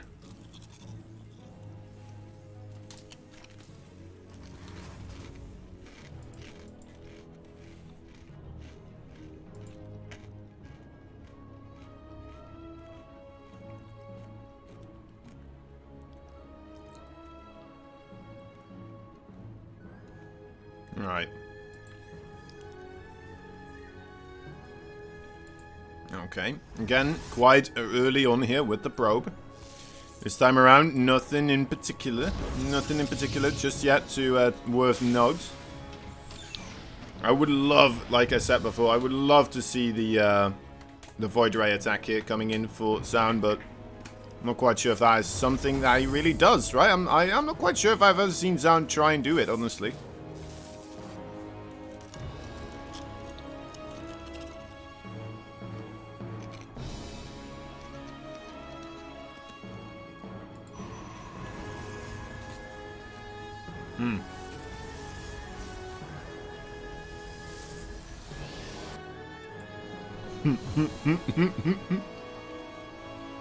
I'm sorry, okay.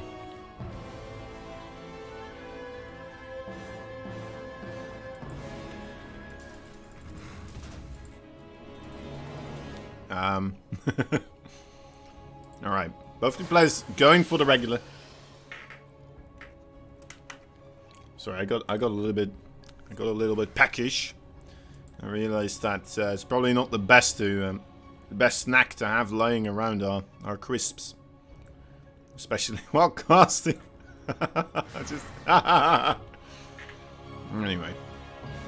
Anyway. Twilight Council on the way here. Once more, we are seeing a very, very quick third base for Mr. Time. Gonna get a little bit more tricky to scout here for Zaun. Zaun going for the Twilight Council, so the regular safe route right now.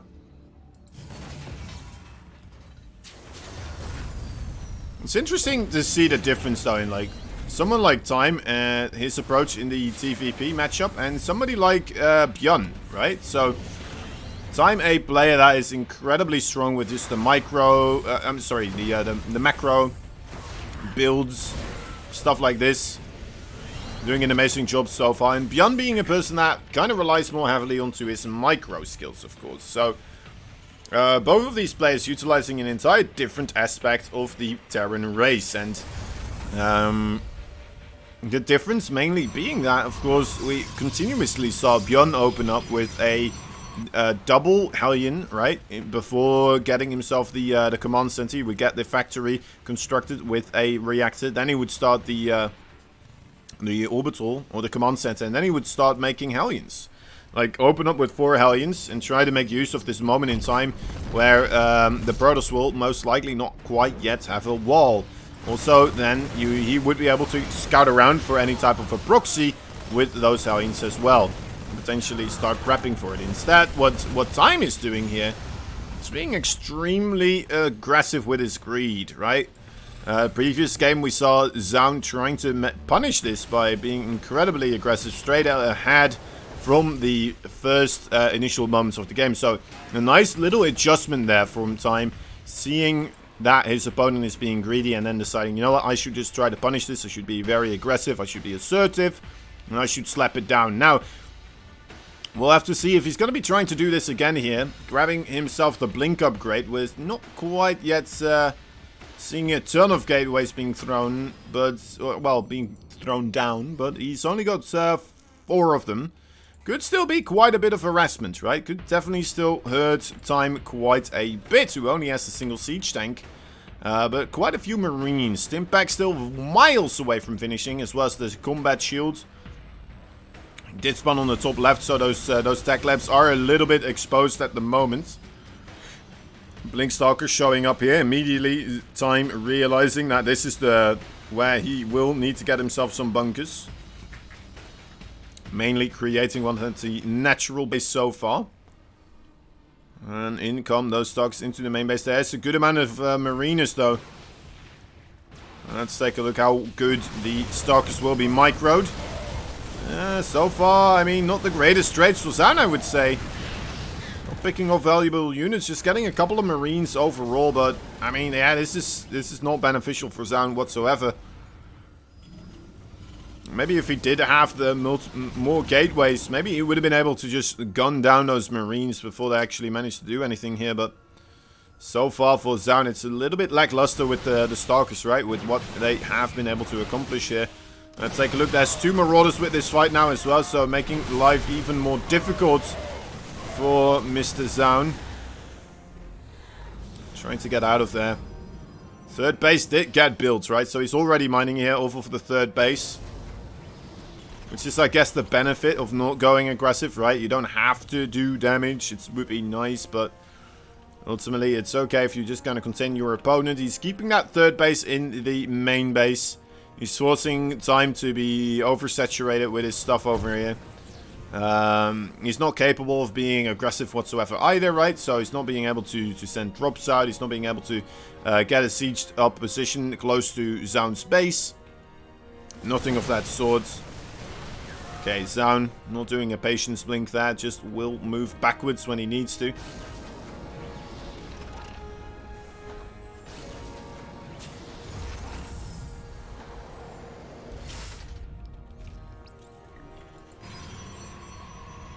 I hope Zaun doesn't think this is a best of 5, actually. He assumes that he just needed to make time think he sucks one game, right? Just messing up his own plan here.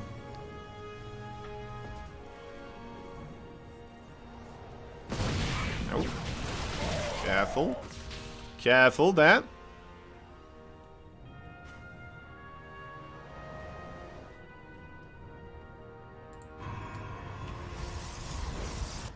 Nice little decal, of course, showing where that siege tank was able to shoot.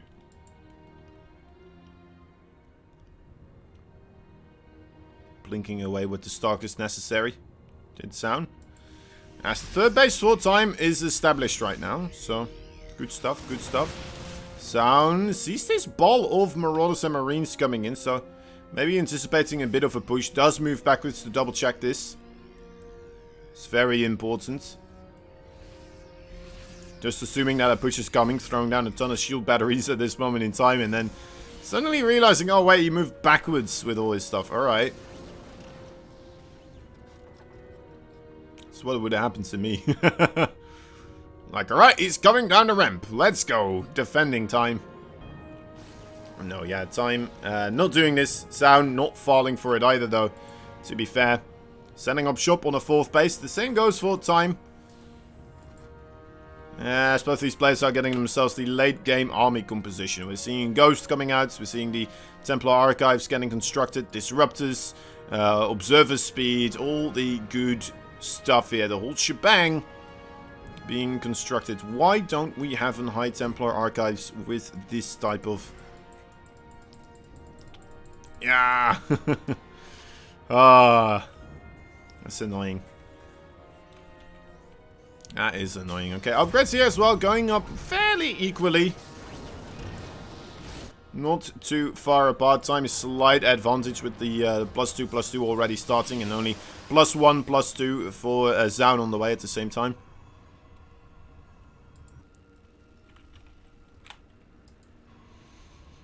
Okay, more gateways. More Archons.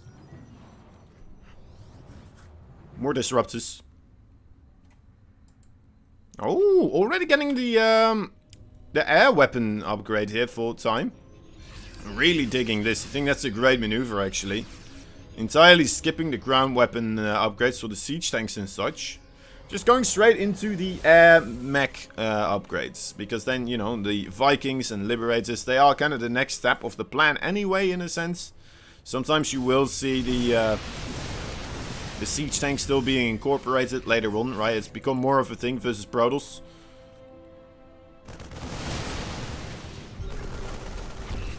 Wow. Great eye there on time once more, being able to see the observers. It's not been a staple play of his, but he's been able to do it here and there.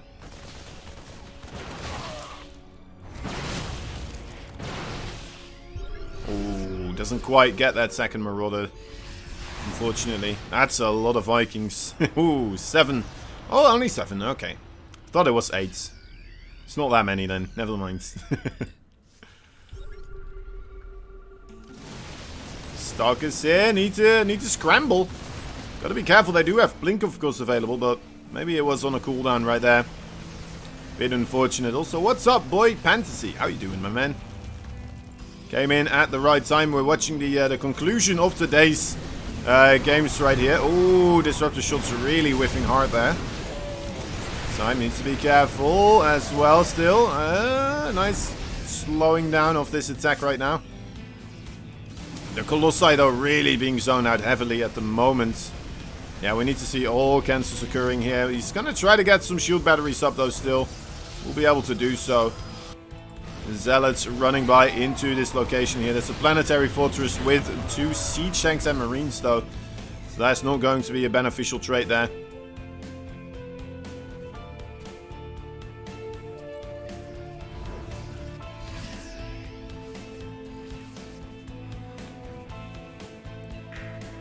Storm and Liberator range both on the way at the moment.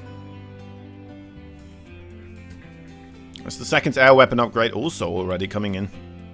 Like I said, I'm really digging this from time. You don't see this all too often.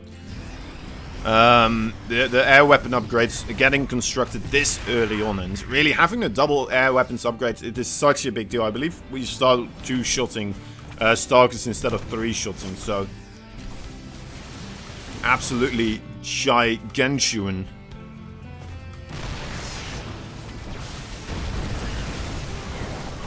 Alright, coming in, zapping down some stuff so far, creating some maneuverability for his retreat here with those disruptors.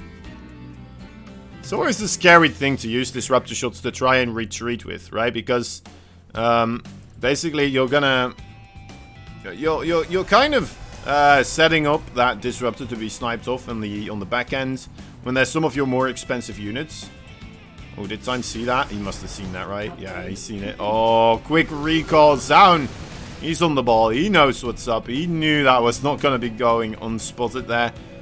A nice place indeed. And, well, both these players know where their opponent is right now. So we'll have a moment where both of these players will be able to set up shop. Disruptors trying to come in from the backside, it looks like. Give a full maneuverability to the Colossi and the Stalkers on the main front, perhaps, unless if Time decides to just maneuver himself towards the other side. The Dark Templar do still come in here. Do still manage to do quite a bit, it looks like. We'll be able to get on top of the missile turret on the right side. Time, oh, actually on the bottom side, going towards the left right now. Those DTs still need to start and really dealing out some economic damage, as Time will be able to take out this base as well. It looks like all the disruptor shots just barely, not quite being able to make it. Nexus does fall. At the same time, though, this is a base for Time also going down.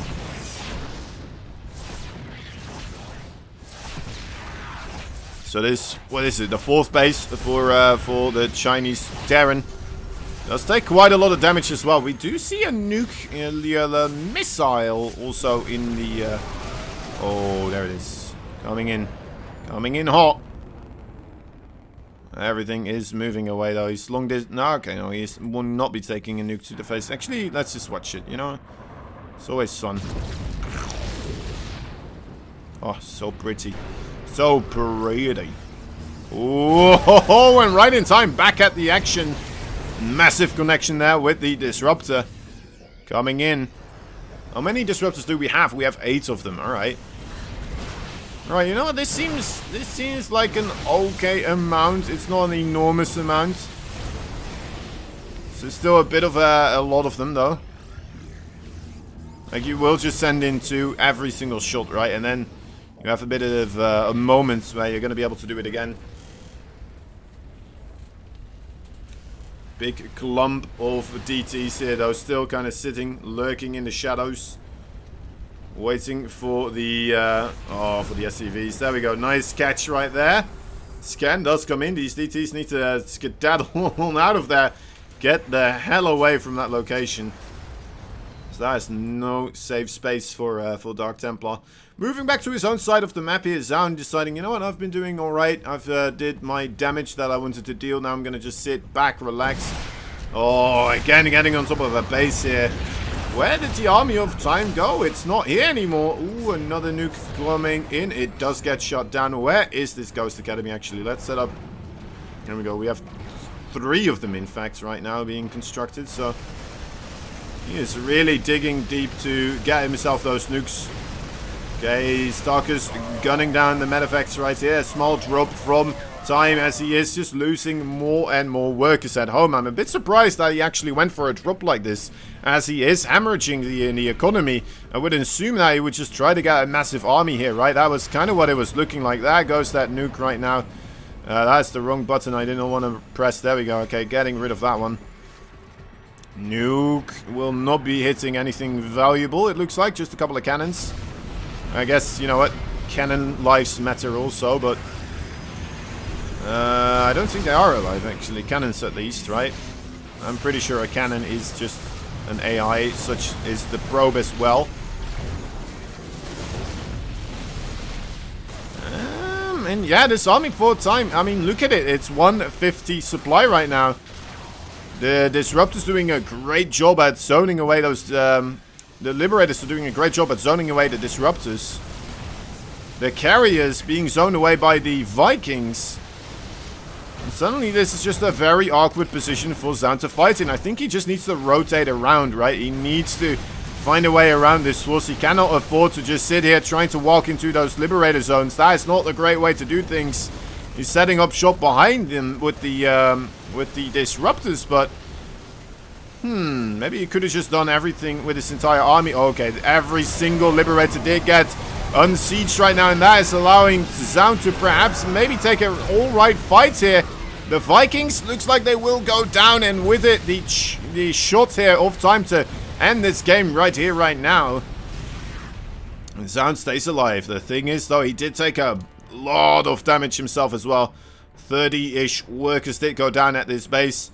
And that base, of course, also went down indeed. So, I mean, it's still very playable for both these players. The DT here, though, I mean, again, great bit of harassment here coming in from Zaun. Being able to continuously just compete for attention on all these locations where the Red Terran is trying to strap in and set up shop for his economy to shine. Okay, Rich Vespian base is being taken now by Zaun as well. Kind of digging that, especially now that he's transitioning into a carrier army here. This game is going pretty nuts right now. Man, Zaun is looking fantastic right now, isn't he? I mean, we just saw Time absolutely demolish Hurricane. Like, it wasn't even close. It was like watching people from two entirely different leagues, right? Maybe 2 leagues in between the two. And here we see Zaun just being able to do quite a number onto his opponent right here. He knows that there's only mostly these Marines at the moment. He needs to target them now with the carriers. Maybe able to take this fight, in fact. Oh, he's losing a lot of his interceptors, though. And now the Vikings coming in as well. That's a rough one. Okay, he barely has any interceptors at the moment. He needs to recuperate those forces. And then he should be okay to take another one. He does have Storm available as well, so I would love to see some High Templar being mixed in too, but then again, we already have those Ghosts available as well for Time, right? So maybe Zaun here picking his battles wisely. How? Okay, yeah, he has an Observer there, of course. We'll be able to see the Medivacs trying to escape this location right now, jumping right underneath and spreading out his units, trying to ensure that he will not be blindsided here whatsoever. And Time has to back up, so great catch there by Zaun. Not gonna be pantsed this time around so far. Alright, Zaun here trying to take another fight. This is a rather big one, actually. A lot of the forces for Zaun not quite there yet, but I guess the same goes for Time. And suddenly, Time coming in here with, well, not enough. And Zaun will be able to push backwards, and that's it. GG is called Zaun being able to take another game. Not bad. Not bad at all.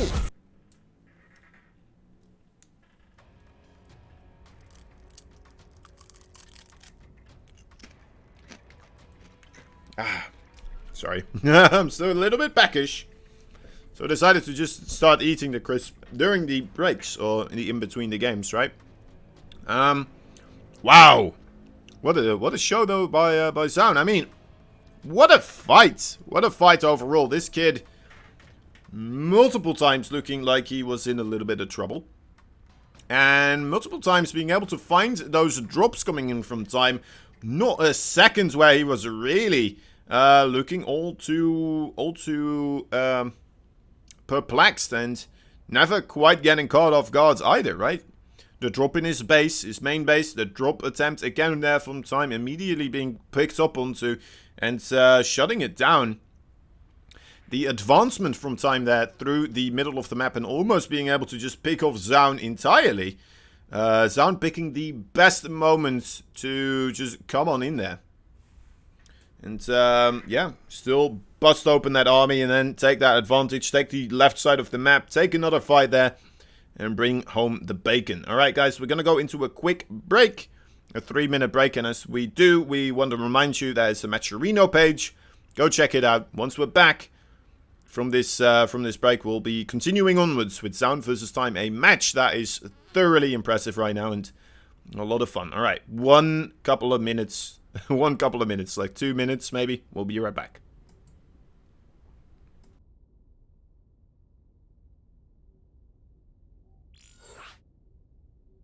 But there's got to be a but the Raven matters a whole lot less than it did, you know, previous games. There is no Robo on the map whatsoever here.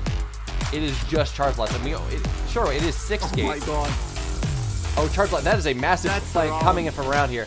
And there we have it. Now we do have the Dorito cannon on the front, but man, we have a massive surround here all over the place. And MaxPax looker as future micros in the main base with no healing left. And what a great force field here. Now, Future up on army supply when this started is now heinously down as these charge lots just get on top of everything that Future holds dear. And this push, well, it looks pretty stalled out.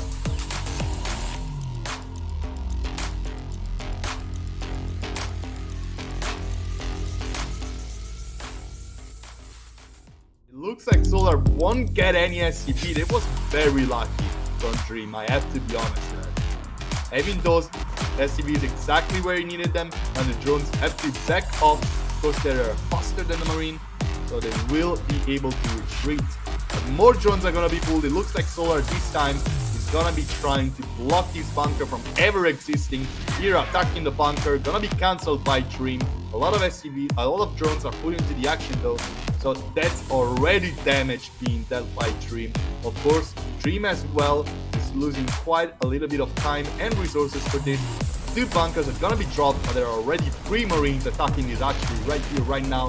The drones are here, ready to be pulled once the first few queens and blings are out. Here comes the pull, here comes the army, here comes Solar, getting on top of the Marines and getting them away from these bunkers. A clean surround coming from Solar. Dream gets out of that just in the brink of time he needed, but one of the SCVs is gonna fall. The second one is gonna barely complete this bunker. Good play by Dream. The first queen is out, and right now Solar has to retreat back into defensive stance, and Dream has accomplished his proxy. The bunker is in position, and the army of Solar needs to be completely pulled. He's gonna be able to deal with this by losing a lot of drones. First bunker is gonna go down right here, or maybe not. Too many Marines, too many drones are lost, too many links are down, and it looks like it's gonna be another GG call by Solar.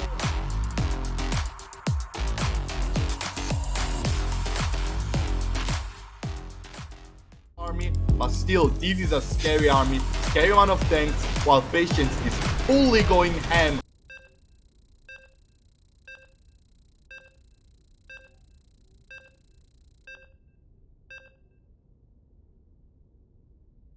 Oh, okay, there we go. Hey guys, what's up? Are you ready? You ready for game number 4? I hope you are. I hope you are, because these players are, and they are strapping in, ready to take us to StarCraft Town. There we are. There we are. Got to clean off my fingers quickly. Put that elsewhere. Alright! Alright! Look at this. Look at these boys. Look at them. My dear God, did they give us some great StarCraft matches just and let's hope they do it a couple more times. In the bottom left side, a red Terran player from China. It's Kaisi Gamers. Time. On the top right side, the Yogurt Brodos. He is fighting for Alpha X, and he is slamming it down. It is sound. Right onto the table. Without no fear, without no respect for anybody. He's just gonna do it anyway. Looking to take another score and put himself on the match points here, potentially. There's 2 games away. He's halfway there. Oh, he's halfway there. Whoa. Sorry. Sorry you had to endure that. Then again, you know, for those people who are deaf and just cured of deafness, you're welcome. You're welcome. You never knew there would be still a sound you could hear. Unfortunately, it was that sound.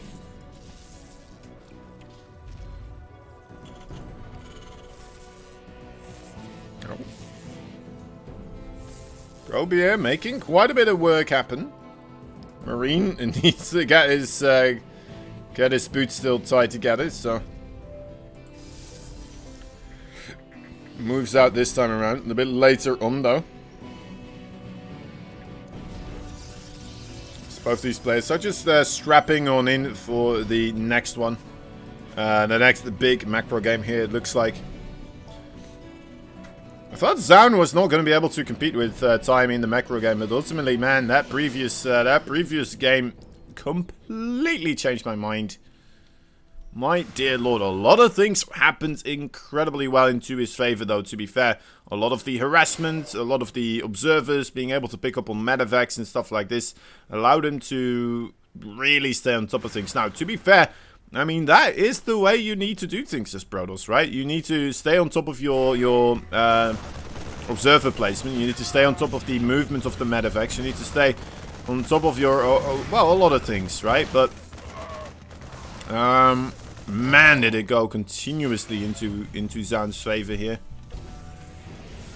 Doesn't quite manage to get the scout up into the main base, unfortunately, but does manage to slow down this command center by quite a bit, right? So, actually sends in a second adept here. This is starting to get dicey here for Time. He's already lost like 5 Marines right now and a SCV as well, losing another one at the moment. Sure, there is that Widowmine on top, but this is starting to get a bit peculiar. Oh no! Oh, that's rough. That was the high HP adept as well. I mean, it's still worth it, right? Overall, pretty darn good. Pretty darn good indeed. With the lack of Marines at this moment in time, I'm hoping that he doesn't quite go for the third command center anymore, right? Because that should leave him open quite a bit. He's already lost those 5 Marines. You might say, like, 5 Marines? Is that really that much? Yeah, I would say it's quite a lot, you know?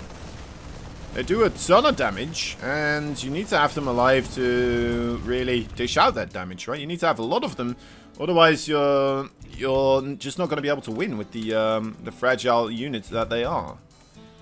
You'll dish out a lot of damage for like half a second, and then they'll be dead.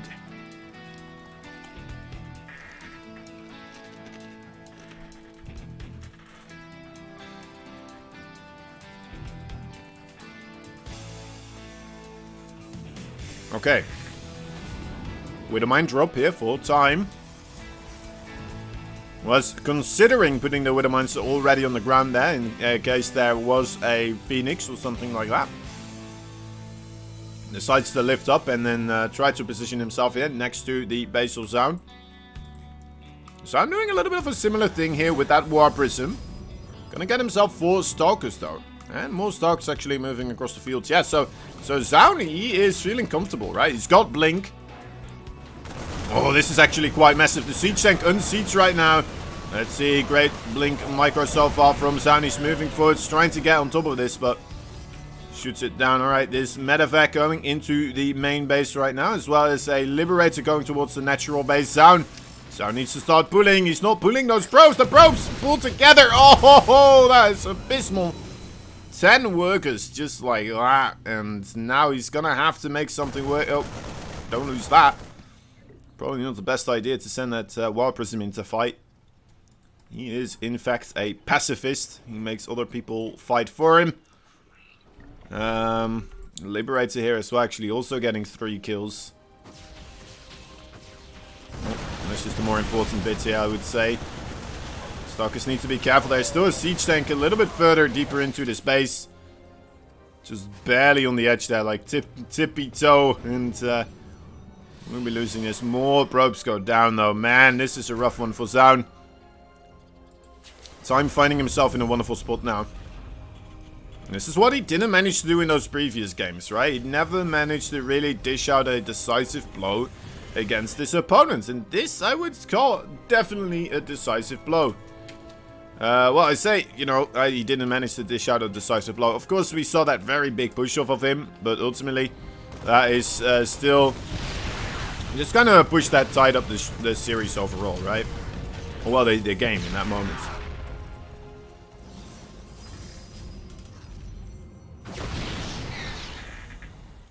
Committing further here.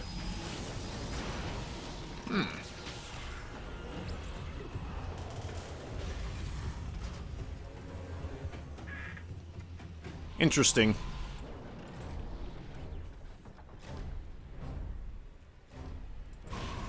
Uh-oh. Yikes. Yikes.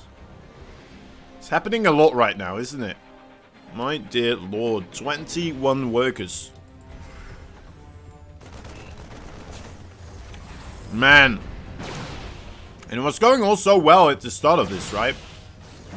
He was doing oh so well. And now he's just kind of... Eesh. Trying to still break something here at the front door, but Time has that third base now. Zaun not even starting his third base at the moment. He's making more gateways. I think he's just going to try to make something happen with the gateway forces, and I don't blame him. He's got charge.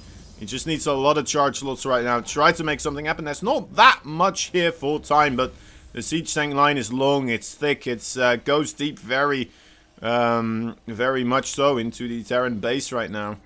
Oh, but he's setting up... Zaun is setting up Zealots for a flank as well. This could be pretty darn cool to see, actually. Alright, let's see how this works out. Would like to see some Colossi, perhaps, or something like that hallucinated as well. Anything, really, from those... from the sentries. I don't think force fields are going to be too impactful at the moment with the Zealot flank as well. But maybe I'm going to be wrong. Alright, here we go. So far, we have Guardian Shield. We have the Zealots all being wiped up. Sentries also gone right now in a way. More Zealots having to be warped in. They are the essential part of this. Especially being able to get those siege tanks to do friendly fire. Retargeting the Stalkers at the moment. That is a good call. 20 workers do fall here. Zaun behind us making another Nexus as well. So overall he's doing okay. But he needs more damage, right? He needs to get more work done for himself. In order to really make it work right now, sending in more Zealots, sending in more Stalker Zealots being utilized on that ramp right now with the Warp Prism. Very well done. The Warp Prism being targeted down, though. More Zealots did get warped in. Is it going to be enough here? More SCVs have to be pulled. It looks like it is going to be an absolute SCV massacre. 17 in total do fall, and that kind of ties it up a little bit at least, right? A little bit. But then again, that army supply for Time at the moment looking quite a bit scarier than the one for Zaun. And, well, we'll have to wait and see if this is going to be, you know, redeemable for Zaun still, right? Because that's a good step in the right direction. Don't get me wrong, that really was. But it's also a little bit of a, you know, a moment in time where we have to realize how far ahead, actually, this Red Terran managed to get himself, right? How far ahead he did manage to get with those harassment tactics. It happened a lot earlier in the game, so these 21 probe kills are a lot more influential than the 39 SCV kills overall. Don't get me wrong, it's still influential, of course, 39 SCVs, but ultimately, as we can see, the work account not too far apart. It's because Time was able to mine so much more for such a long period of time. He's been able to recuperate it. Not to mention that he's at that third base for so long, you know. So he's just been pumping out those SCVs continuously here. Okay, Archons and the Zealots now trying to make another move. Archons a bit more beefy than the Stalkers here, of course. Coming in on the right side. I kind of like this. Away from the siege tank at that third. These Marines are ready, though, to scout for this. Just wanted to say Scott and Scout. No, Spot and Scout at the same time, and I said Scott. Oh, trying to put down the engineering bay blockers, but the Zealots don't fall for it. Will it still be enough, though? There's so many Marines still remaining. The Archons doing a ton of damage right now. That AoE damage from those Archons does seem to be enough here to bust open the potential for more damage here. Zaun looking to bring it back into his favor here with this engagement. Sending a couple of Zealots into that third base, a wonderful decision. Will be able to shut down the mining there once more. Oh, the Archons need to get on top of those SCVs. Okay, does get a ton of them. 20 of them do fall. As that command center once again has to fly away from there. Zaun, you know what? He was in a bad spot. He got himself in an alright spot, and now he's getting him into an absolute amazing spot right here with another engagement. Those Archons moving forwards. The Stalker sniping down the Liberators. The Siege Tank is under a lot of pressure as well. Will fall. More SCVs on the menu here. Those Zealots and those Archons ready to chow down some SCVs. And man, oh man, Zaun is impressing me more and more every single game. Holy moly, that was something else. 40 SCVs, just like that. Gone. Obliterated.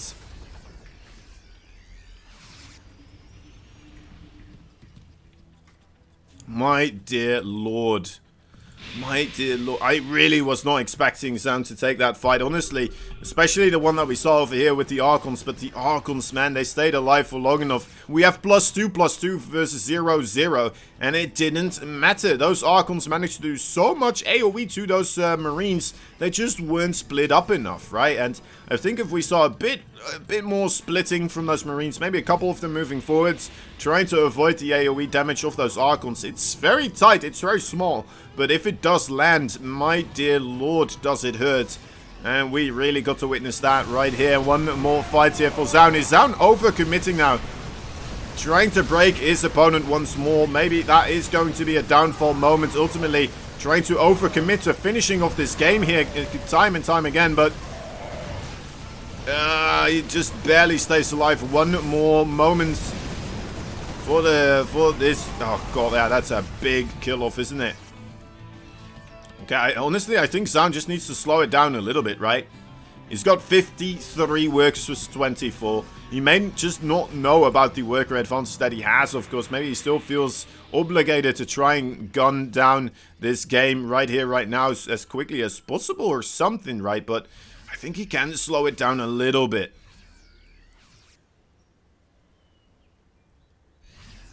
That Warpin was the GG. Yeah, if that War Prison was a little bit further away, right? That would have been it.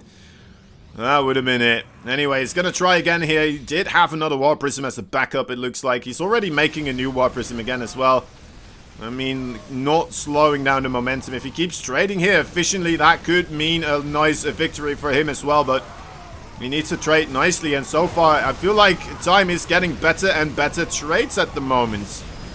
Even though he has less than half the amount of supply here in workers, his army is getting more and more beefy. Don't forget that +2/+2 is doing a lot of work versus the Zealots at the moment. And now, I mean, 50 army supply ready to come across the fields here. And Zaun, yeah, sure, he's still making Archons and such, but he doesn't have that much as a follow-up, right? He never tacked up any further. He never got upgrades. He is desperate to keep this game low eco for Time, and sending in his stuff over and over again perhaps is in fact kind of been a bit too much for him to try and do. Let's see, this fight in the main base for Zaun should be a nice cleanup here for him. Getting rid of that Siege Tank, slowing down his own production though quite a bit. Another drop from Time on the left side. Zaun, yeah, Zaun. Oh man, I would love to see some Colossi. I would love to see some Storm. I would love to see something out of this man. He's gonna lose a lot of probes here. Oy. As well on the right side, Time is bringing this back. He is bringing it back with a vengeance. Zaun overcommitted to trying to finish off his opponent when Time didn't have that much to try and make work with. He is now suddenly, after a couple of good trades, all of a sudden across the field again with those drops, dealing a lot of damage, equalizing the worker count once more, and taking more and more stuff out from Zaun. And The one biggest advantage we've had for Zaun now, just not non-existent anymore, unfortunately. Oh, Zaun, man, he was in such a great position, but ultimately just too eager to try and take out his opponents, taking 2 bad trades in a row. And just like that, I mean, if the bad trades are bad enough, you can just put yourself further behind. Now, he hasn't lost this just quite yet, right? He still has a chance, but he needs to remake it happen. He needs to retake that advantage, that initiative. Well, he just needs to tack up. He needs to do something here. Okay, the Warp Prism again getting sniped off. Man, that would have been another warp in that would have definitely helped out. Okay, he's warping in further behind. But it's going to take him a little bit longer here. The Stalkers are not going to be able to take this out. GG is called. Are you kidding me?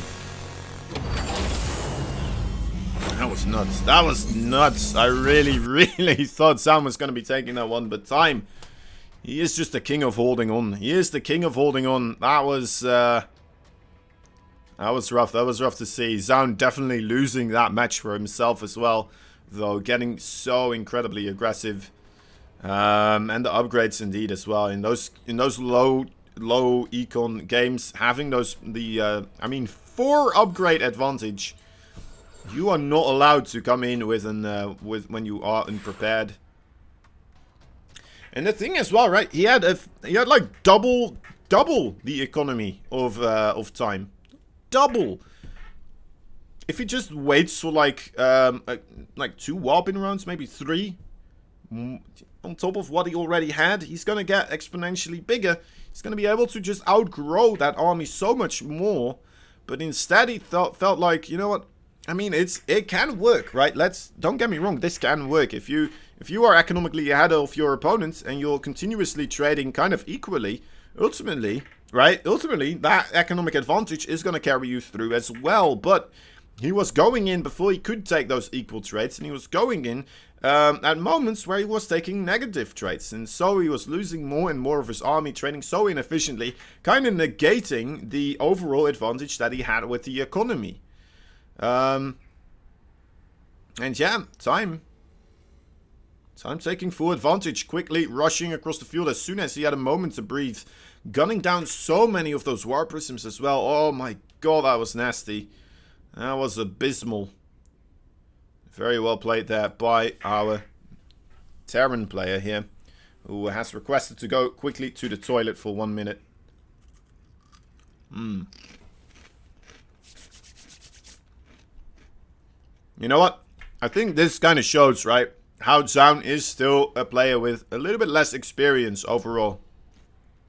Those mistakes, not something you would see Stats make, not something you would see Zest make. My god, are they easy to make. They are very easy to make. We aren't going for yogurt after that game. Nope. Nope.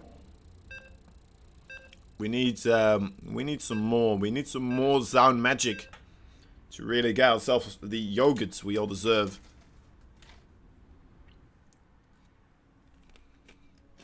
All right. Game number 5. Yeah, game number 5. We're tied up again here, 2-2.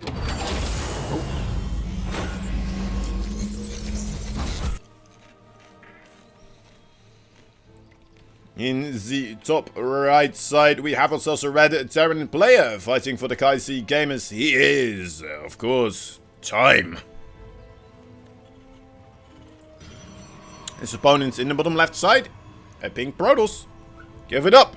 Put your hands together for the one and only Alpha X player called Zaun. Man. This is a good, this is a really good show, actually. Just overall, a great series, I should say. Just going back and forth. Both these guys being able to take some macro, being able to do some early on harassment as well, continuously going back and forth. All right, now, Zaun. I still have one wish, my friend. I still have one wish that I would like to see happening here. I'm not quite sure if it will work out. But it is something I would like to see. And that is that Void Ray proxy. The proxy void ray. I know people hate it. Maybe Time has figured out how to hold it, but I would like to see Time's approach. A lot of the Chinese players, right, the entire Chinese scene have just a different take on StarCraft 2 very often. So it would be cool to see how Time reacts to this, right? How he responds to something like that.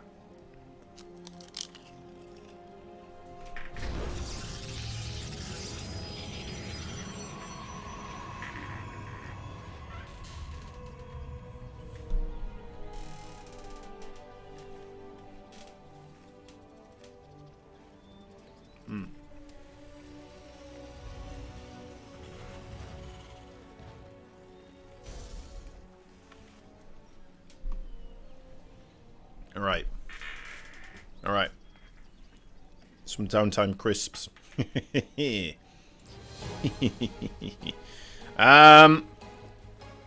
So, Mr. Terran, what are the plans right now? Factory, reacted Marines.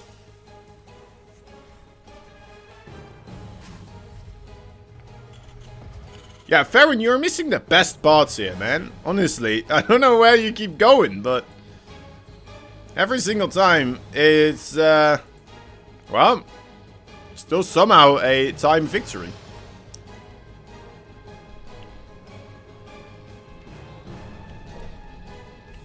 Because this, I mean, this entire series has been quite something, honestly. This has been one hell of a show.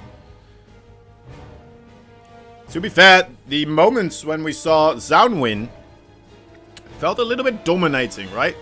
Time winning basically was him holding on just for dear life, continuously taking punishments, taking all the punches that Zaun was dishing out and suddenly just turning it around, turning the entire game up its head, and being able to bust Zaun's lip open with a nice counter hook, and suddenly the entire game just slowly turns into Time's favor.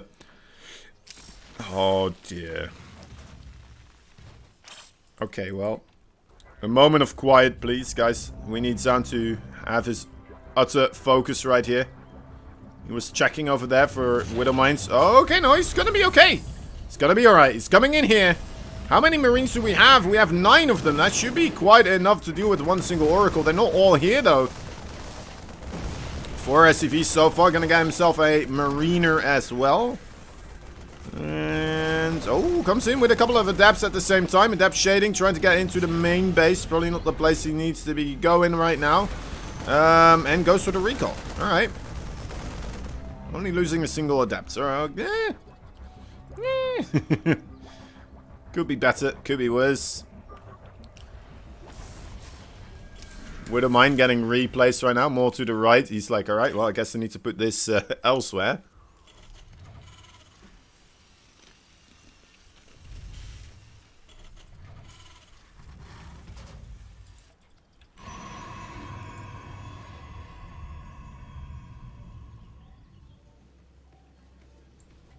Okay.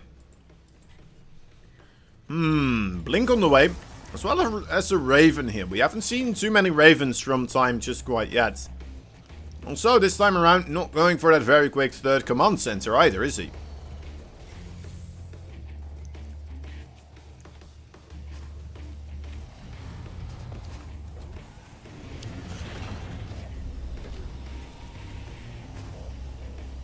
Yeah? Well, you say you would beat Time from that position, but I don't know. I don't know, man. Time is just a really good Terran player. He is tenacious. He will not let up at any moment. And he's going to be able to bring the herd whenever it's necessary.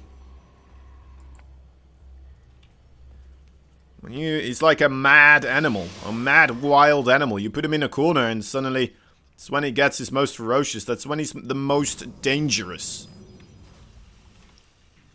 He is, after all, the Chinese mongoose. You better be wary. If you think you're winning against Time, you know that Time is ticking. You might be going down, just like Zaun, very quickly. Alright, Templar Archives here on the way. Stalkers getting a bit aggressive here, a bit antsy. There's no siege tanks though, are there? No, in fact, we don't have a single siege tank, just mass Marauder Marine right now being produced, and that is pretty darn strong, of course, as well against those Stalkers. What do we have on the production tab for Sound so far? Getting himself the charge upgrade, +1, and more Stalkers, in fact. Oracle here trying to keep tabs on this army advancement. A great revelation there, making use of that ability here. And now the Stalkers moving in for a bit of SCV killing. And the Army of Time, yeah, that's too far out. Will not be able to get himself back across the fields here. Shield battery, my dear lord, those things are incredible, aren't they? My god, they are effective. Okay, well, this command center, it does fall. Immediate recall taking place. Where are those Stalkers going to go? They need to be ready to start holding off against these Marines and the Marauders. They're getting a lot of damage done. I'm not quite sure if we have a real answer or solution for Sound for this big ball of a Marine Marauder. More Zealots trying to be warped in, but it's right on top of the Zealots. Or, I mean, right on top of the Marines, and they are going to be able to gun them down. And suddenly, you know what, things are looking rather dicey for Sound once again here. But then again, maybe it's a role reversal where Time is the person now being aggressive. He's sending a lot across the field. It is mostly just army units, nothing in the way, shape, or form of SCVs though. So he still has a lot of stuff at home to fall back onto. But yeah, even reclaiming that that natural base right now, I believe, or no, actually, that is just the third base being built on the third base location on the production tab that I saw. All right. So good stuff. Oh, trying to drag that mine straight into the army units. And Sound looks like he will be able to hold on for now. Oh, this could be a rough one time. He has been putting himself in a rough position here. That is for sure.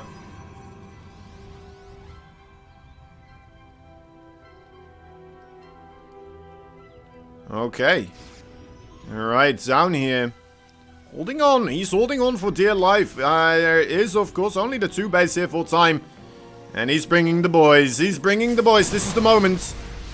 Sound, everything is on the line here. He sees that there's more stuff coming. He needs to keep these Stalkers alive, as many of them as possible. Get them back to the main base. He's got only a single Archon here for splash damage. He needs more stuff. He needs more stuff right now. He's making Stalkers.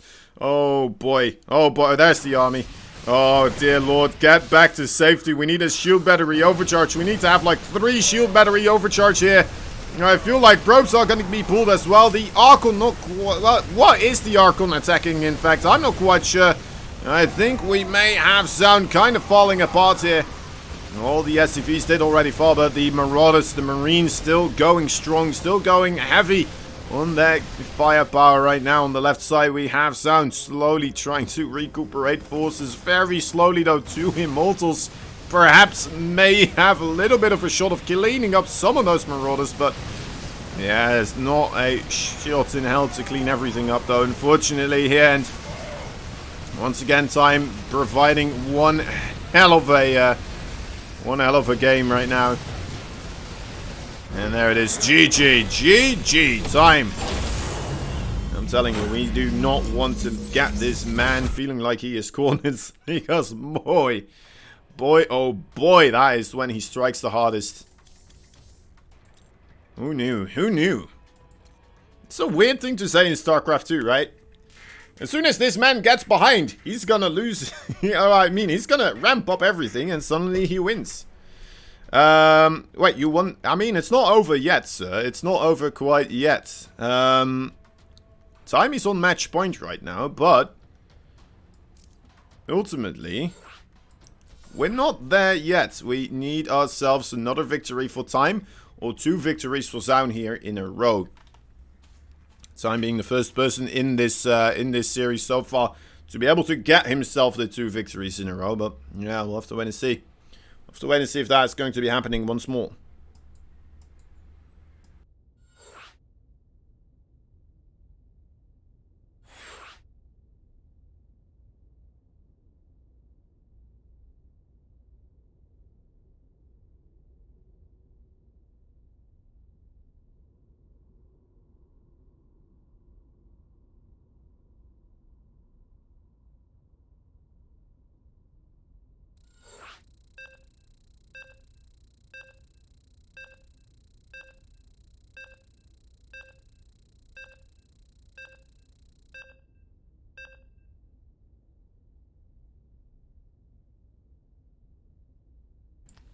Alright, get that dust off my fingertips.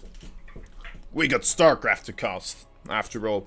No one's it on my mice or mouse or keyboards or mouse pad or anywhere near this series because, oh my dear lord, is it something. My dear lord, is it something. I did the scores wrong, sorry. Oh wait, no I didn't. All I need to do is this. There we go. Guys. In the bottom right side, a dangerous, a wild animal. Whenever you think you got him in a corner, that's when he jumps you. He will scratch out your eyeballs. He will tear you limb from limb. It's the red Terran player from China. He is Kaisi Gamers. Time.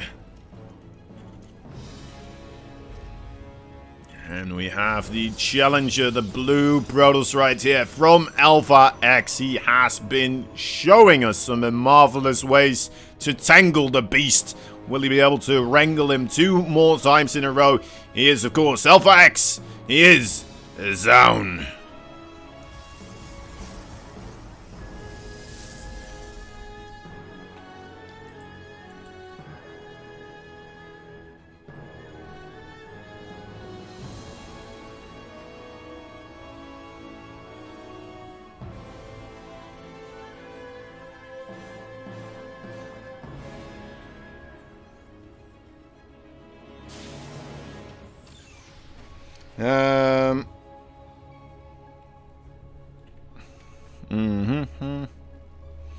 Playoffs, I know watching post games, predict the future, yeah. I mean, I don't mind it myself as much, but I can understand why other people, you know, they like to keep StarCraft just for StarCraft.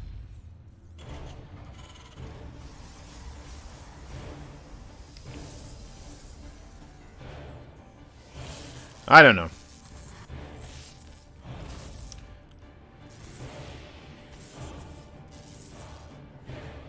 I just like any chat interaction, honestly.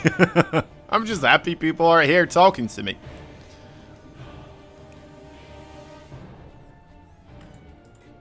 I think that's the main thing. I'm not saying mean things about me or these players, and that's nice, you know, overall. That's good.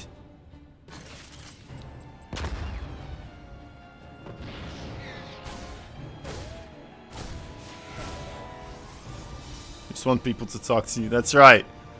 Just talk to me. I need human interaction. Please. Please.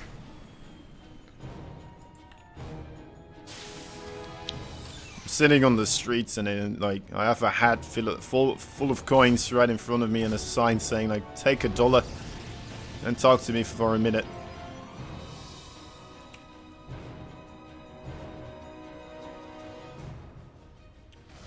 I'll pay you money for every minute you talk to me. It would be a pretty good deal, actually, right? It would be. You know, it's a pretty high salary you would have just talking to somebody. Not bad, not bad.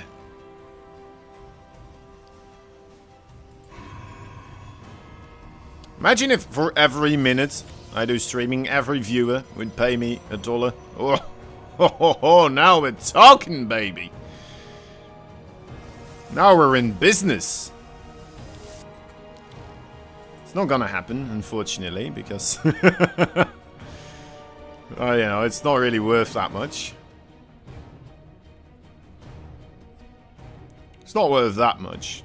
You know what it is worth, though? A little bit of a Maturino code, probably. Maybe get yourself some replays. I do believe we have a donation tip jar there, though, to be fair. I'd be broke. How do you make money doing this? Do you work regular job as well? Yes, I do, in fact. I have a regular job next to this.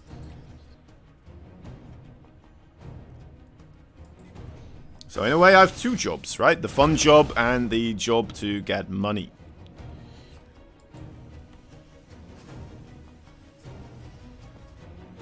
Though to be fair, you know what? I'm starting to get a bit more with StarCraft 2 overall, but yeah, it's not a lot by a long shot. Couple of Hellions here, looking to grab some probes.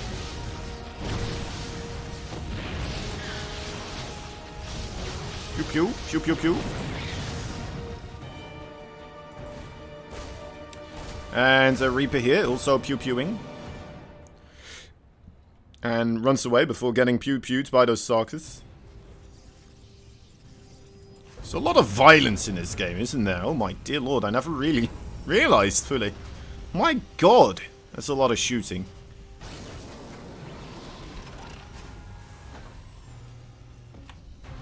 How long have you been casting StarCraft 2 for? I've only watched ITaX stuff recently. I've been casting for a bit longer than a year, maybe a year and a half or something. At least for ITaX, so. Been going for a while, but not as long as a lot of the other StarCraft 2 casters, of course. Anyway. Enough about me. About these players, we do have Zaun once again trying to commit here for a little bit of an engagement. Those Blink Stalkers once again trying to rear their ugly mugs into this base. It's a very open area here actually for these Stalkers to try and blink into. It's rather interesting. When I first saw these big open areas, I thought like, alright, well this should be good for the Terran, right? Because then it's quite easy to just put your siege tanks further backwards.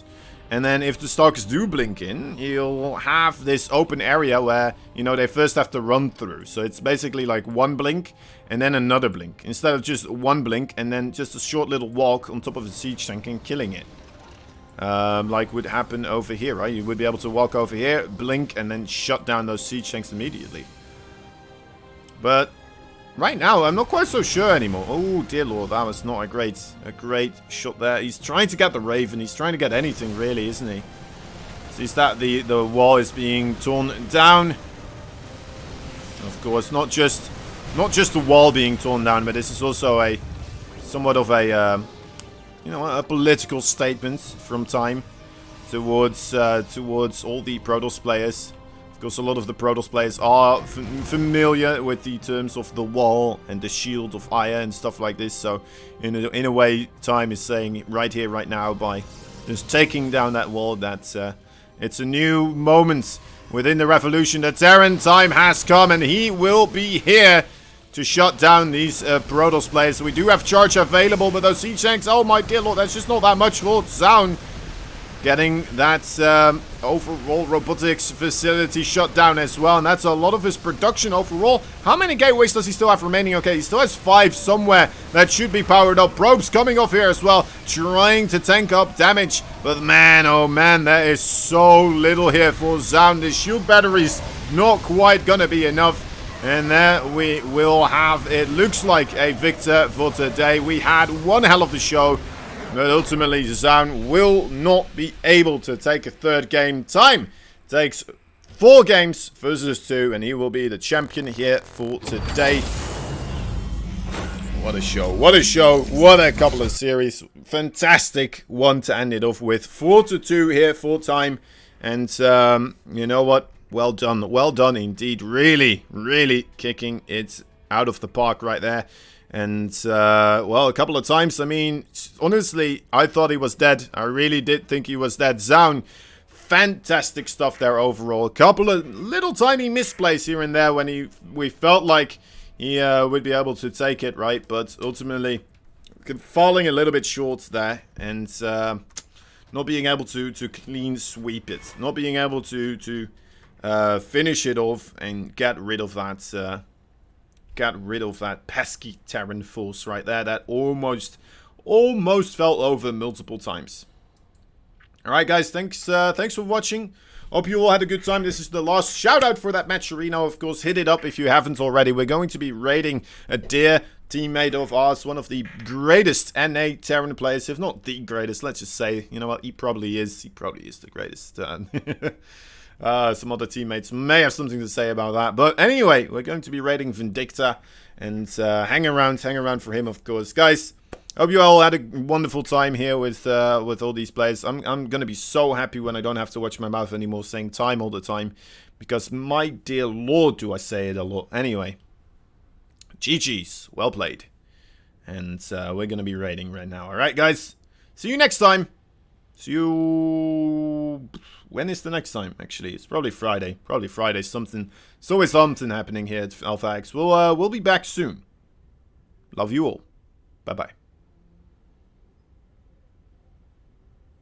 Bye-bye.